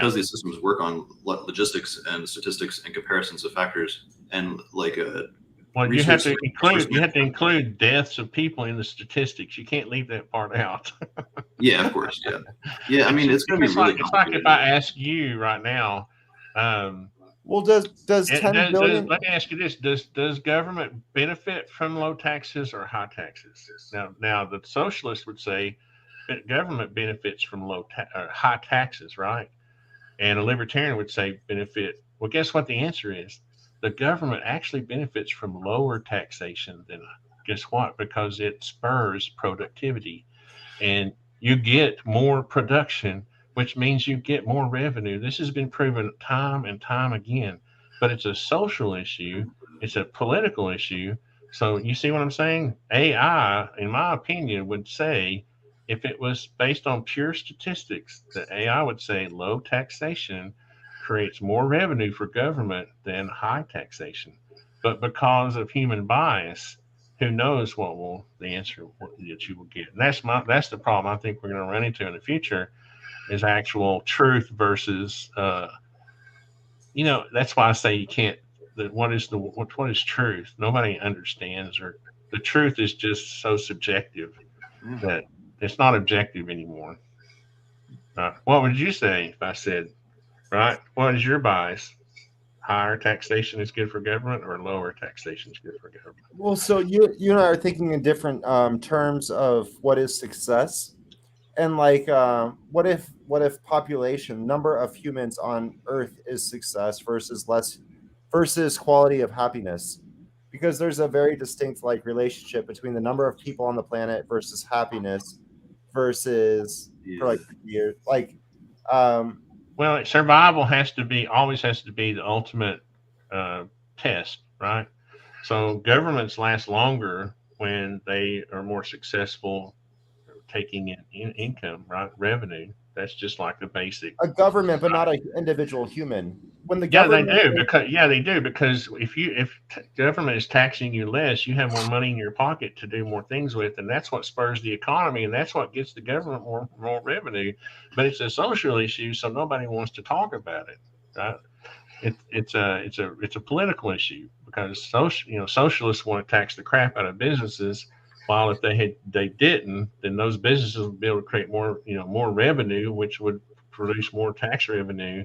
It's like, and I'm well, I'm not trying to get into those political issues. I'm just saying in the future the data sets will have at some point. I'm actually looking forward to AI taking this crap out of the hands of humans because and Yeah. that's what I was once just it about once to it ask. does, What once is it gets past the political issue, once it gets past the ability, the biases of politics, then it will say, and my prediction is that some political classes are not going. The first people who will rebel against AI will be the people who don't benefit from the answer, and I know well, who 'cause it's I going to just want be. to say what's the definition of government, um because and I had way more to say but I already lost it like we've moved past it. Well, What's the definition of government, and then what I was like mean, we have a system of government that's established by our Constitution, so it's easy to say what is government in the United States. not It's necessarily what is it's government. elected representatives, right? Why do So, we need government? Why do we need government if there's an AI system in place? Like, why do we need a government if there's an AI system in place? oh brother, now you're really asking for it. I think Yeah. to, This is to going to be allow. in the future a bit. Guess what? Yeah, that's another good example. Nobody's going to like AI judges, okay? Because if you commit a crime, your ass is going to jail. Sorry. Guess Yeah. what? An AI judge is going to say, law says you robbed a store with a gun. Oh, sentence 10 years prison. See ya. Right? It's not going to say, oh, well, Yeah. he's a victim of society. I feel Well, sorry so for him. We're going to let him no cash bail. Right? This is what I'm so talking we already about. knew, but like with the judges have extreme bias as well. Apparently, there've been studies that are done that show a judge gives worse sentences before lunch when they're hungry because they're hangry, and then Yep. they get better sentences. You know what I'm talking about? So Yep. AI would That's be what I'm talking about. That's what I'm talking about. well. So AI would likely do better than that. I mean, if you put I mean, it's hard to know how the future of crime management will go. I've been looking into this a bit too because I started the idea of like free will and how that applies to the justice system. No, And it's those little cases like you're talking about where they're hangry is gonna be overshadowed by the cases where they're putting everybody in jail for breaking the law. yeah, Right. I just want to say real quick before I've already like lost 30 thoughts tonight. But free will and justice system relates a lot to what Arson and I talk about when it comes to rights versus responsibilities, because we have responsibilities as humans being put on this planet to do certain things, but then we have rights based off of the laws and the systems that have been created. So as AI takes over and gives us certain rights, are we losing our natural responsibilities to the universe and why we even exist? What is purpose? That's kind of why I was saying what is purpose earlier. That's saying yeah. what lines of thought. Yeah. Yeah, the responsibility or like the ability to respond to things, that's extremely important thing to preserve. Well, the sense of responsibility, like when you see someone like in trouble, and you could just help them. Well, someone with rights might say, "I'm not a fireman. I'm not the ambulance. I'm not. I'm gonna go keep doing what I'm doing." Versus like someone who has a sense of responsibility would naturally just help the person that needs help real quick. Yeah, a lot of that's based on instilling good values in your youth, I believe. And I don't know how AI will be involved in that. I think the family unit is probably going to be pretty solid. I mean, we're approaching the techno sapient, like that. The idea that we're going to be, um, we're advancing and we're evolving into a new species, or Homo Deus, as you all know, Harari talks about it. I mean, we're already doing that. I'm wearing this. That's technology. I mean, this is me modifying myself, improving myself with technology, and cell phones.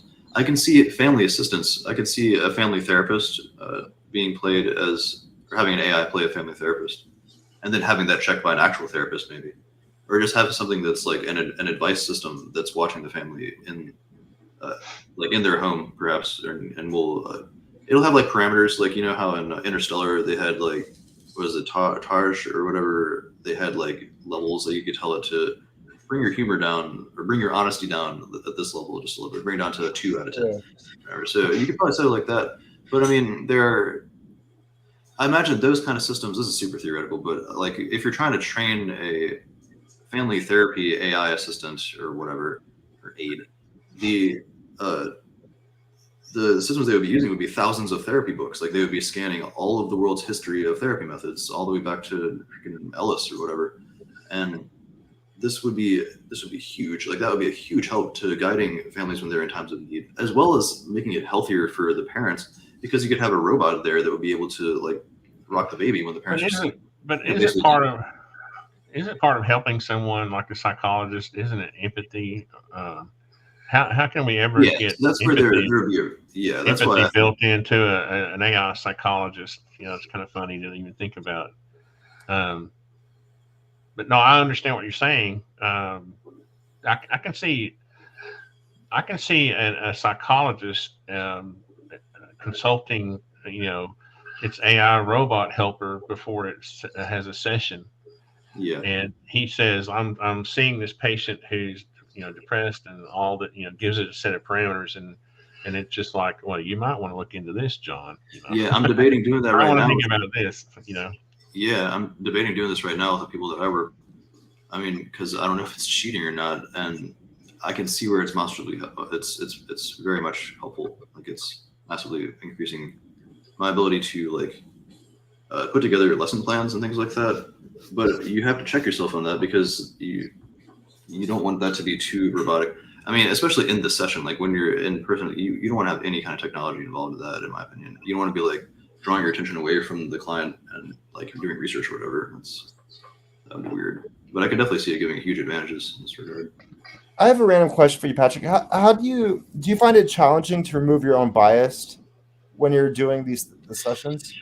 So I think I'm in a kind of weird spot. I really, really don't like bias, and like I actively seek to be the most unbiased at all times. And I get that from like the whole determinism thing that I talk about with the universal embodiment system, like keeping that as a primary and always looking for ways to explain things as opposed to be beholden to things or forming opinions around things based on emotions and reactions.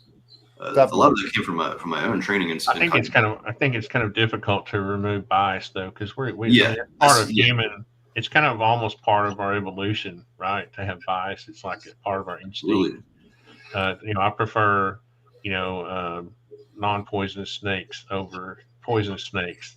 So when I was, when I'm crawling around, you know what I mean? It seems like it's part of our evolutionary cycle. I think that's the greatest challenge we have, like, is removing that bias. Yeah, but we're animals, so we have a natural bias. Yeah, I'm afraid I have it a little bit easier than. What I was reading the comments in the chat. What are you're teaching? What was it? When you're saying you're preparing lesson plans? What's that? Oh yeah, I run a little CBT / mindfulness health or mental health practitionership. Oh really? I didn't know that, Patrick. That's awesome. It's been That's kind of it's been cool. going pretty well so far. Are you um so you're a licensed what technician? What do you call it? The practitioner? No, I don't have a degree, and I really don't want to go to school. I much prefer to learn online. I just have a ton of certifications. I have like hundreds of hours of Okay. I learning was just online. curious. I'm not by any means demeaning it because most of my education No, is I want to make Yeah, that. thing. I'm trying to make that clear. Yeah. random side point. What's the word hubris mean? Mhm. It's It's like it's bias, sort of right? like it's kind of like puffing your chest a little bit, That's or why I like Patrick. Yeah. Like the removal of you know, hubris. Like, yeah, I don't like know. That's my That's kind Yeah. of the way I think of it. What do you think, Patrick? Oh What do yeah, you? that's exactly it. Or it's Yeah. usually associated with human overconfidence Yeah. and having Overconfident. That's what I overconfidence in was your looking ideas. for. Yeah. Huh. I think that's why we're getting along that well tonight, because like we all could have a lot of hubris, but I feel like we tried to like be as objective. We're all coming from very different perspectives, and like not one's right or wrong, right? That's what we were talking about a second ago. Is like what is right or wrong. Well, Uh, so along with the bias forming thing, like we were talking about this a bit last time too, Artisan, or I think before last time. This idea that these systems will form biases, yeah, of course they will. Everything is going to form biases, but will they form less biases than we do? So in cognitive science, we have the idea of the compartmentalization, which I think we both talked about some too. Like this idea that we shrink our reality by necessity. We label and categorize things because the brain has to avoid combinatorial explosion. It has to avoid overthinking because there's literally too many combinations of data points to be able to remain actually unbiased all the time. It is impossible. So we have to settle, and this is what neuroplasticity looks like. Like when you have a youngster that is, or youngster, like a 7-year-old kid is learning 12 different languages because their brain is super spongy at that time. As they get older, that neuroplasticity gets more compartmentalized, and it's harder to be less biased. It's harder to learn new things. It's harder to learn new things. You see what I'm saying? Like it's I don't again, that, think it's. I think it's that doesn't it easy. doesn't keep going like that though. I should make that point. Like neuroplasticity continues throughout our whole lives. It's just it changes. It's easier to develop AI without a bias. Though it should be because Yeah, I it's think like so. the example of the law. I wasn't saying that AI is going to have a bias because it's going to put people in jail. It's just looking at the law, the letter of the law, right? Yeah. If you commit X crime, this is the sentence. This is your, case closed. And people aren't. I'm saying that they're probably going to wish it did have a bias and that it could be, you know what I mean?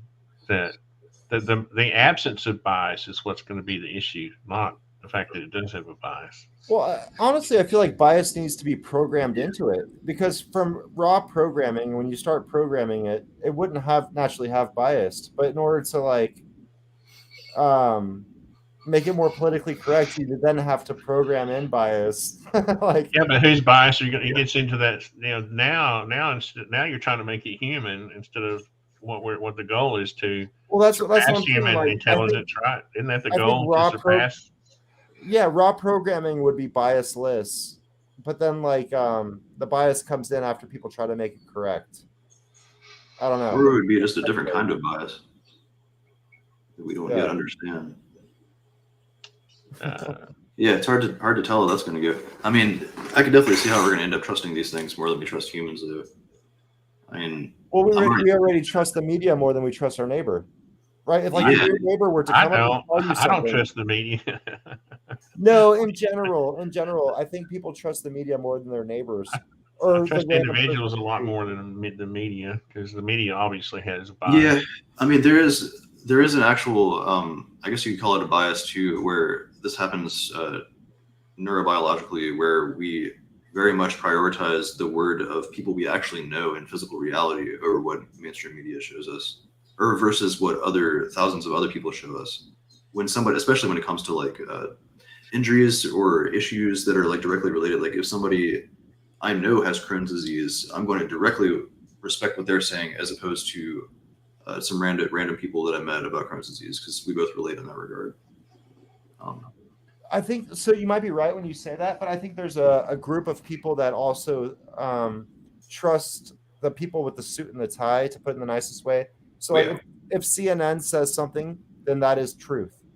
Um, yeah, and so I think there's both. I think there's the people that trust their neighbor more, and the people that trust the media more. Well, so do you think, as a question for both of y'all, do you think that these are the older people that are just going to die out? To put it nicely, like the people that trust Fox News and automatically yes, yes, like, I this do. is the cable. These are cable news programs. When you look on YouTube and you look at like really curated algorithmic content, like there's going to be a bias in that too. Like you'll get people that only get Ben Shapiro stuff that lean right or whatever, or Dave Rubin, I guess, and people that lean left that only get people that lean. I don't pay attention to this crap, but there's definitely gonna be bias there. But I can see where it's like it's gonna be more nuanced because I get what you're saying too, and I they'll think have like ultimately, people talking to each other. I totally get what you're saying, and I think that ultimately humanity progresses, like we were talking about earlier, and whatever that means is what it means. But as humanity progresses, the old generation tends to die out, and right now we're kind of like going through like this huge spike of technology experience and all that kind of stuff. So I do think that is going to be the case. Yeah. Yeah, most of the people I know don't watch cable TV. I mean, cable TV is on the way out, as far as I understand. Fire stick is in, right? Like, yeah. I mean, honestly, I recognized the bias in media 20 years ago, and so I kind of stopped relying on. I mean, right now, I look at maybe 5 or 6 different sources just to get the headlines because I hate bias in the headlines. Oh, I should say something about this. Do y'all know about Ground News? This is a great app if you want to check for bias, or just check the news every now and then. It's an app called Ground News, and it gives you an article, and then it shows as many sources as it can on that, and it shows you the political bias or lets you assume the political bias by saying this has been reported on 5 times by this left-leaning news source as opposed to only 2 times by this right-leaning news source. What's it called? Ground News? Ground News, like the ground. Yeah. Yeah, it's the phone app. Real quick, before we go any further, I've got about 5 minutes left tonight. Okay. Yeah, it's getting kind of late. I wanted to see this right quick. What I would like to see in news is just kind of go back to the Walter Cronkite days where you literally just gave the news and there was no slant to it. Like today, there was a car wreck at 8th and 9th Street, and someone was injured and taken to the hospital, or there was a bank robbed. Instead of saying the bank robber was ethnicity and he was a poor guy and he just needed money to, feed his family or whatever, or just say there was a bank robbery at this bank at 12 p.m. and that's the news. I don't think there is an unbiased news channel at this point in time. No, there's not. I'm saying I'm old enough to remember those days when there was news was just news. If you do know of one, please, like Patrick, I don't know if you were saying. Yeah, I mean, there are efforts on YouTube channels and on other websites where they see people wanting this. Like there is value and demand for unbiased newscasting. So another source is The Hill, which now they're known as Rising. This is a Democrat and a Republican that talk about the news, and they keep it balanced. So as far as I've watched I've probably watched like 50 episodes of this, and they keep it pretty balanced. And they'll also have single segments where they'll let the right-leaning person talk for about 10 minutes and the left-leaning person talk for about 10 minutes. So that's really good. I think that's where I'm always about like peace, world peace. So like when it comes to like harmony, there's always that fine line, the middle line. And that's where like I think having that like both, one of each side talking is a great thing. Yeah. Totally. Yeah. Okay, so I had a bunch of notes before you go, Alexei. And also goodbye to viewers. It's really good having you. So who was that? Sorry. Who are you saying goodbye to? I don't remember their name. They popped up in the chat and they were saying they were going to bed. I thought you mentioned a name. Sorry. So yeah, I have a bunch of this. Raven. Yeah. Yeah, that's right. Yeah. Yeah, I have like a list of just really cool stuff that I found just over the last few weeks of paying attention to this. So I'll try to read through this quick. So if y'all don't mind. GPT is improving itself. NVIDIA is going super hard on their machine learning with their H100 chips, 9 times training for AI driving models, and 30 times faster than GPT-4 and the systems that run Midjourney. You can combine these into AI supercomputers. We now have the first modern AI factories. These notes are super jumbled, so forgive me. I'm just going to read this as it is. This progression will make it easier and cheaper for companies like Apple and Microsoft to produce hardware. Medical diagnosis, as well as medicine production, as well as organ transplant research, will be radically improved very quickly.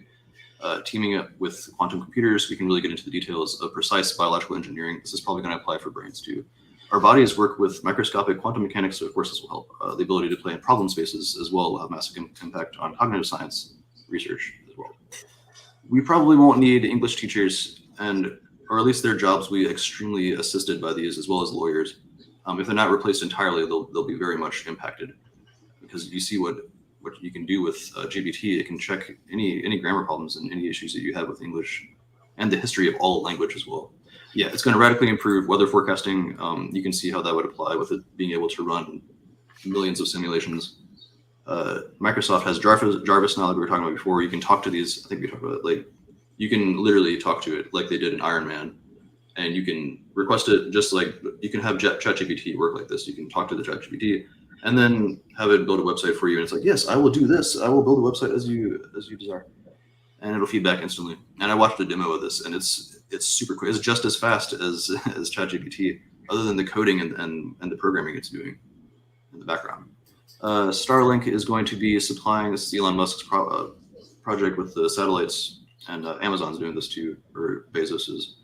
The idea of like supplying local libraries, or just like, even if you have one library in an impoverished area and you have that with ChatGPT, then you have the opportunity for everybody in that area to literally ask it, what can I do with the resources that are available to me right now?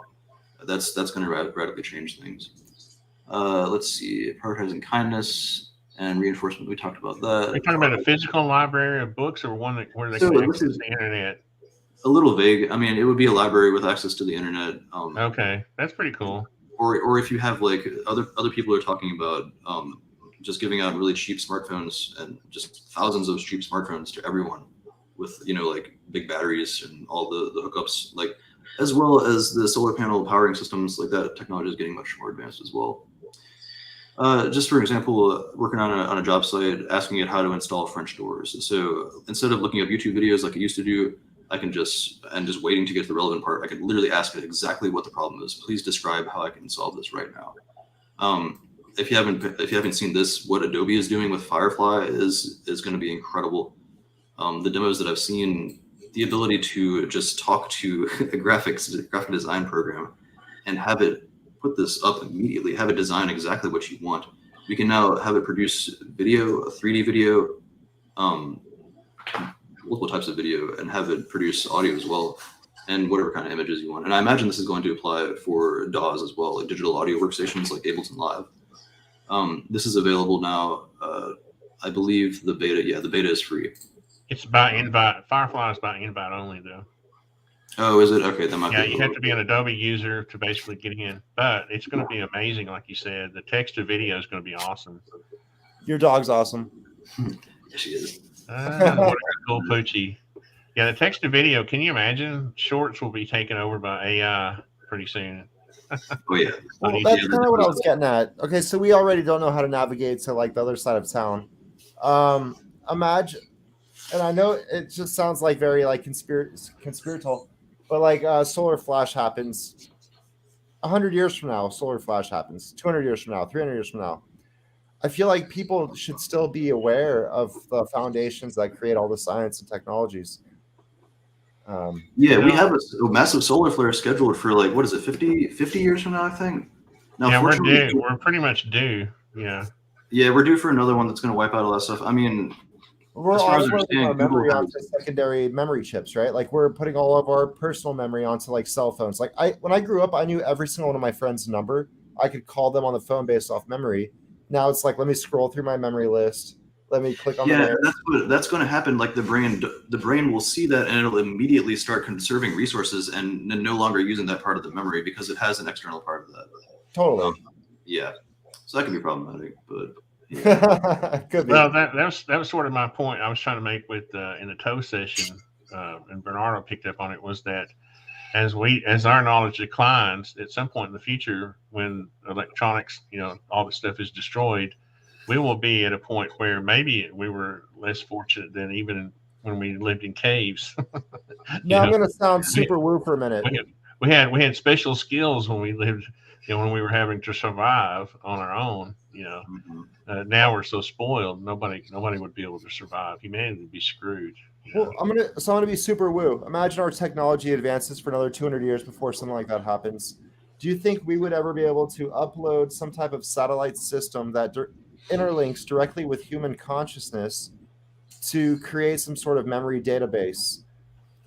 Because I always think that the Akashic records could Yeah, potentially be some type of ancient memory database that was installed, and then some cataclysm happened, and now like some people still have access to their consciousness that can connect to the database. You'd be better off burying it deep underground though, because the satellite would be hit first by the well, But you get so what I'm saying, like plasma. Yeah, maybe one of our technologies is already still existing, and it was a primitive technology that could interact directly to our bodies and our consciousness, and we lost knowledge of that. I don't know. It's a very woo if they're out there statement, but I well, feel like yeah, half of it. I was gonna say we do have, as far as I understand, Google has its databases backed up in an underground, like very high, far underground database backup center with massive Faraday cage and all that. Also, you can make your own Faraday cages for your hard drives and all that will work quite efficiently against solar flares. And then there's also seed banks as well, like all over the planet. Yeah, So I you like could that. have Faraday cage in combination with seed banks, and now you've got well, that's it. Yeah, that's assuming humans actually survive a solar flare, right? Because you're talking about massive amounts of radiation. Yeah, The robots will be left to take well, we over. might have cures for that. Maybe the AI will They solve won't that have for to us worry too. about us anymore, will they? well, they would grow us and raise us to be what we're supposed to be. I'm like half joking, but yeah, no, that could happen. They can raise us to be immune to radiation. Daniel says we'll still have street signs and street. Let's just say street directories. What does that mean? Yeah, Are you British, Daniel? What are street directories? That sounds like something European. Uh, maybe he's talking about GPS Patrick, mapping. I made a video the other day, and you commented on it. Where you said you wanted to discuss it. Well, I mean, I've got like 5 more minutes before I oh definitely man, need to get off. Do you I don't remember? I don't remember. No, I don't either. No worries. We'll talk about it later next time. Yeah, I guess we've been going for a couple hours. We've made it. We've made it. Oh, Daniel says maps. Ha, lots of less. Oh, you're Daniel, Australian. That's cool.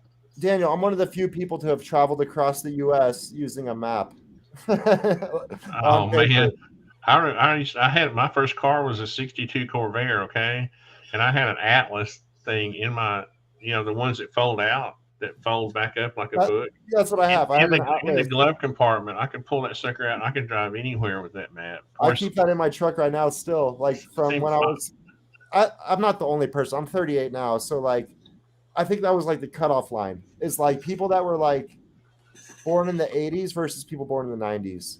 I was born in '62, so people my age have. I basically have a map of the United States in my, not all of it, but people my age basically, have this stuff sort of in their memory, like where I Well, know you also know which way is north on north a and map. south. I know which way's east. Yeah. I know which way Texas is. You know, I know which highway to get on to go to Texas. But yeah, I definitely saw somebody on social media where their GPS told them to just head west, and they're like, "Just head west." What am I, Columbus? Like, oh my god, you should know what west is, bro. even Columbus missed the shore, the big eastern Well, shore. that's why I like the stars and so much in astronomy. Like when it really comes down to direction and like planet and like alignment, if there were, I guess at this point in time, if there ever were to have been like some type of cataclysm, I would still be able to go east. I could still go west. I could still, I Yeah, know how to grow my own food. I know how to do all this stuff. I feel like it's important for people to still know how to do it and not rely absolutely. solely on direction, because you can get directions from a computer or from any other human, but in order to really know how to do something, you need experience. So that's where I just still feel like there's a lot of value in experience. Yeah, yeah, we definitely need to have experience to be able to respond to the world correctly. Yeah, because you can't put a Faraday cage around everything, and there's going to be, if anything out like that were to happen, you would have mass confusion, mass hysteria, and no one would be able to settle down and just think about what to do next, right? Well, if money goes now, people are hungry. They need to get food. How many people know how to hunt for their own food right now? Like, Yeah, I'm not trying to sound like apocalyptic, but like, I feel confident I could go out to the ocean and catch a couple fish. Like, I'm pretty confident. Yeah, we need to know how to garden. I think that because you could have AI compromising resources where it cuts off certain parts of the supply chain, and we already saw what happened with COVID. Like we already got pretty screwed by that. This could be much more severe than that. Not trying to be apocalyptic either, but I mean we should all know how to garden anyway. Yeah, the nature of the beast. Yeah, and to go along with that, with the conflict over in Europe right now, you could say that energy supplies are also having issues. So like, it's good to know how to create your own energy. It's good to know how to create your own food. Yeah. This is where the revenge of the mountain people are going to come, right? Because when we were always taught to hunt and fish. I mean, I grew up, guns were just tools, right? We just shot squirrels and possums, and I had to pick green beans out of the garden for my grandmother and snap them. She would get mad at me because I left the strings on them when we canned them, and it's kind of funny just to think about. It's so much different. Like you're talking about hunting a squirrel, and everyone else is like, "No, you're going to do this crazy stuff." Don't hurt the squirrel. No, they're not talking about squirrels at that point. They're talking about like obviously like other stuff, but like. And honestly, squirrels, you'd have to kill like 10 of them just to have a meal because there's very little meat on them. So yeah. So we don't actually hunt squirrels that much, but. Alexei, I found our conversation or your comment here. So it was talking about your concept of wants, don't wants, assumptions, and expectations. I was saying that sounds like what we talk about in cognitive behavioral therapy. That's this gets into existential psychology as well. The idea that we form expectations about the world, and then when those expectations are disappointed, we get disappointed. We can also form expectations about ourselves, and we can be disappointed by those. We form assumptions about the world. Like we're always projecting our ideas and our pre-assumptions or whatever. Like in cognitive science, we talk about it like prejudging. Like we always have prejudice in one form or other. Our brains are always predicting the next thing. This is one of the forms of decision making that cognitive science studies. Is the idea that we're always projecting and predicting. Because we're always predicting, we're always projecting. And the wants and the don't wants, like we're again very much drawn by our desires and our brain chemistry. Like a lot of that's very much tied into dopamine. So can you elaborate on that? I guess we'll get to that next time a lot more. But my original thought was because we're predicting, we're always projecting. Was about to be like something along the lines of what I was going to say. So like you already said it. Because we're predicting, we're always projecting, and it's always the two overlapping to create the future there. I mean, you can project. I mean, you can predict without projecting. I think because if you're just purely let's say you're not biased at all, or you're completely unbiased, and you're just going basically on statistics, right? You can predict. You could predict what's going to happen. Like I can predict what's going to happen if you add 2 + 2. There's no bias behind that. I'm not projecting the answer is 4. The answer is just 4, right? So I don't know. I think you can, but again, it comes down to how can humans reach that point of being so unbiased that pure projecting. Yeah, pure objectivity, right, is what you're describing right now. Yeah. Where it's all just 2 + 2 = 4. Well, in my model, 2 + 2 also 2 squared is equal to 1. All right. Right, because like when you talk about the magic squares, you have the 2 squared. That's witchcraft, man. No, I'm just saying. So it's always objective. I'm just kidding. It'll always be objective. I'm just kidding. Yeah. Oh. Yeah, objective truth is hard to find. I've always, I don't know how many times I've said this in the presence of Alexei, but I think the truth is unattainable by humans. So. Well, that's what I'm about to say. Like you're probably right, because when you step outside our truth and you look at it all from above, it all cancels out to equal 0, which is nothing. Yeah. But it's also something. It's also like everything and nothing. Which is also everything. Yeah. Yeah, it's pretty It's if wild. the ultimate AI came and said, "Here's the truth," and no one would believe it. So I've thought that for a while. I don't mean to like harp on this, but yeah, like I thought that that's probably our best solution is to develop the AI that understands ontological reality better than we do and have it describe it to us. And then we'll understand objective truth. But we probably won't understand everything. Understanding, yeah. At least a better one. We would find a way. Humans will always find a way to Well, we have to understand it in argue. metaphors. argue. I mean, nature doesn't work in metaphors. Like that's how we come to understand the world is through story and through analogy and metaphor. So the AI systems would have to describe the most hardcore of astrophysics and the Big Bang or whatever that is in metaphor form or in some kind of story form that every human can understand. I think that we can do that, but that's just me saying that. I don't know how these systems work. Well, I think I'm saying that in our universe there is no amount of matter that will be able to obtain the truth. You can't assemble any matter in our universe that will understand what came before that universe. Right? I'm saying that the creator of our universe has designed it so that the truth is unattainable to the matter in that universe. So the best AI you will ever create So will not understand or not be able to obtain the truth. Man, That's my theory of everything. Okay, take that, Kirk John Mungle. and to Kurt Mungle, every dimension is created from a higher dimension. And so what Artisan is saying is 100% on point. yeah, I mean, we don't come into reality with the ability to understand it. What's like Neil deGrasse Tyson says, the universe is under no obligation to make sense to you. That's it no should. obligation. Why aren't you making sense to me, universe? Yeah, it's like yeah. I mean, of course, we brought into this world. Why would we have any more consciousness than is necessary? That's what I usually say. Like, we have these senses. We only see like a sliver of the electromagnetic spectrum, and 20 to 20,000 hertz of the audio range. But again, we are 80 expanding. hertz of the conscious range. Let me throw that one in there. And what is that again? 80 hertz of the conscious range from delta to tau gamma. Okay. No, I just think one of the gifts that we will receive when we pass on is the truth. But I think that's one of the ultimate gifts that we will receive when we pass on to the other side. That's all. I mean, what other gift could it be besides eternal? And, maybe that our souls, our consciousness is eternal anyway. So maybe we get this gift at every passing of the truth of that life cycle, and then we recycle, and then we go in, it starts over again with a blank slate. That There sounds you like a good note to end it, honestly. If I only had science to back up my theory. I've got some We'll find out. physics that says that's on point, but we'll go into that later. All right. Yeah, I gotta go. I didn't. We were gonna go an hour. This always happens. I have more fun, so I'm just like, no, let's keep going.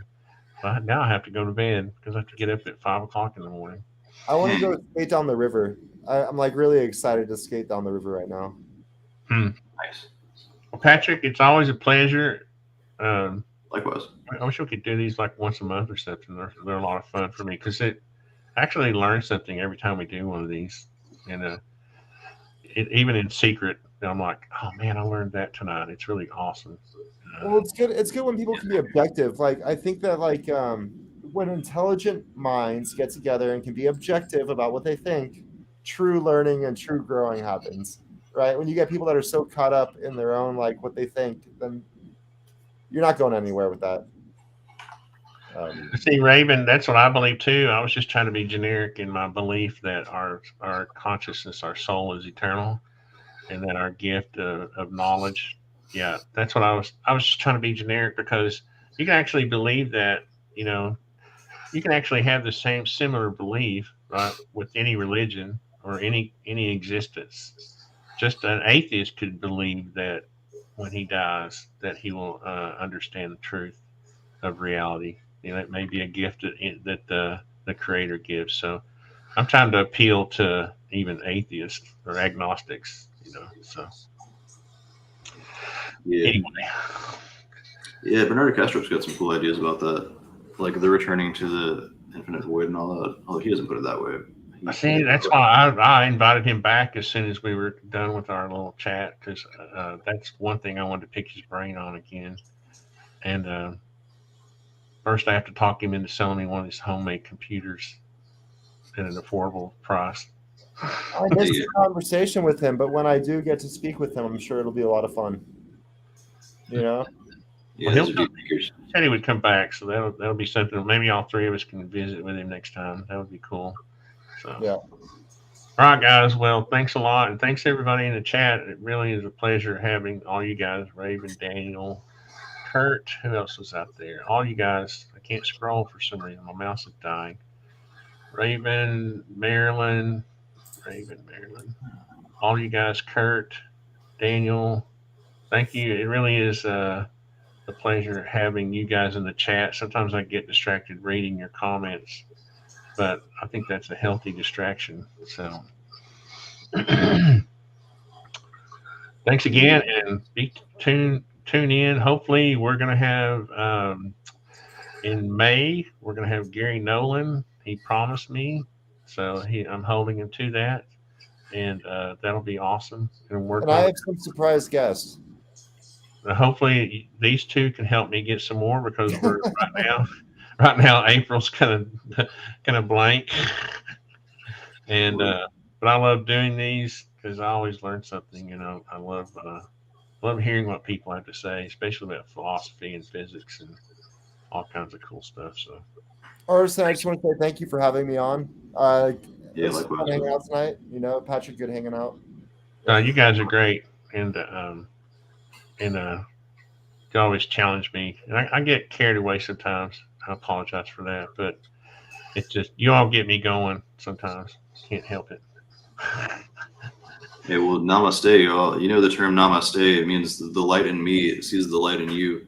You take it like the universal embodiment and all that. The universe dwelling within me and the universe experiencing itself through me as a human vessel is relating to and witnessing the universe experiencing itself through you as a human vessel. And from that, I can garner no greater respect. So thanks so much to both of you guys. Namaste. Wow. You're going to make me cry, Patrick. Good Lord. I thought I was poetic. Patrick, good job. I'll see y'all. Thanks, guys. Yeah, thank you, Arson. Peace.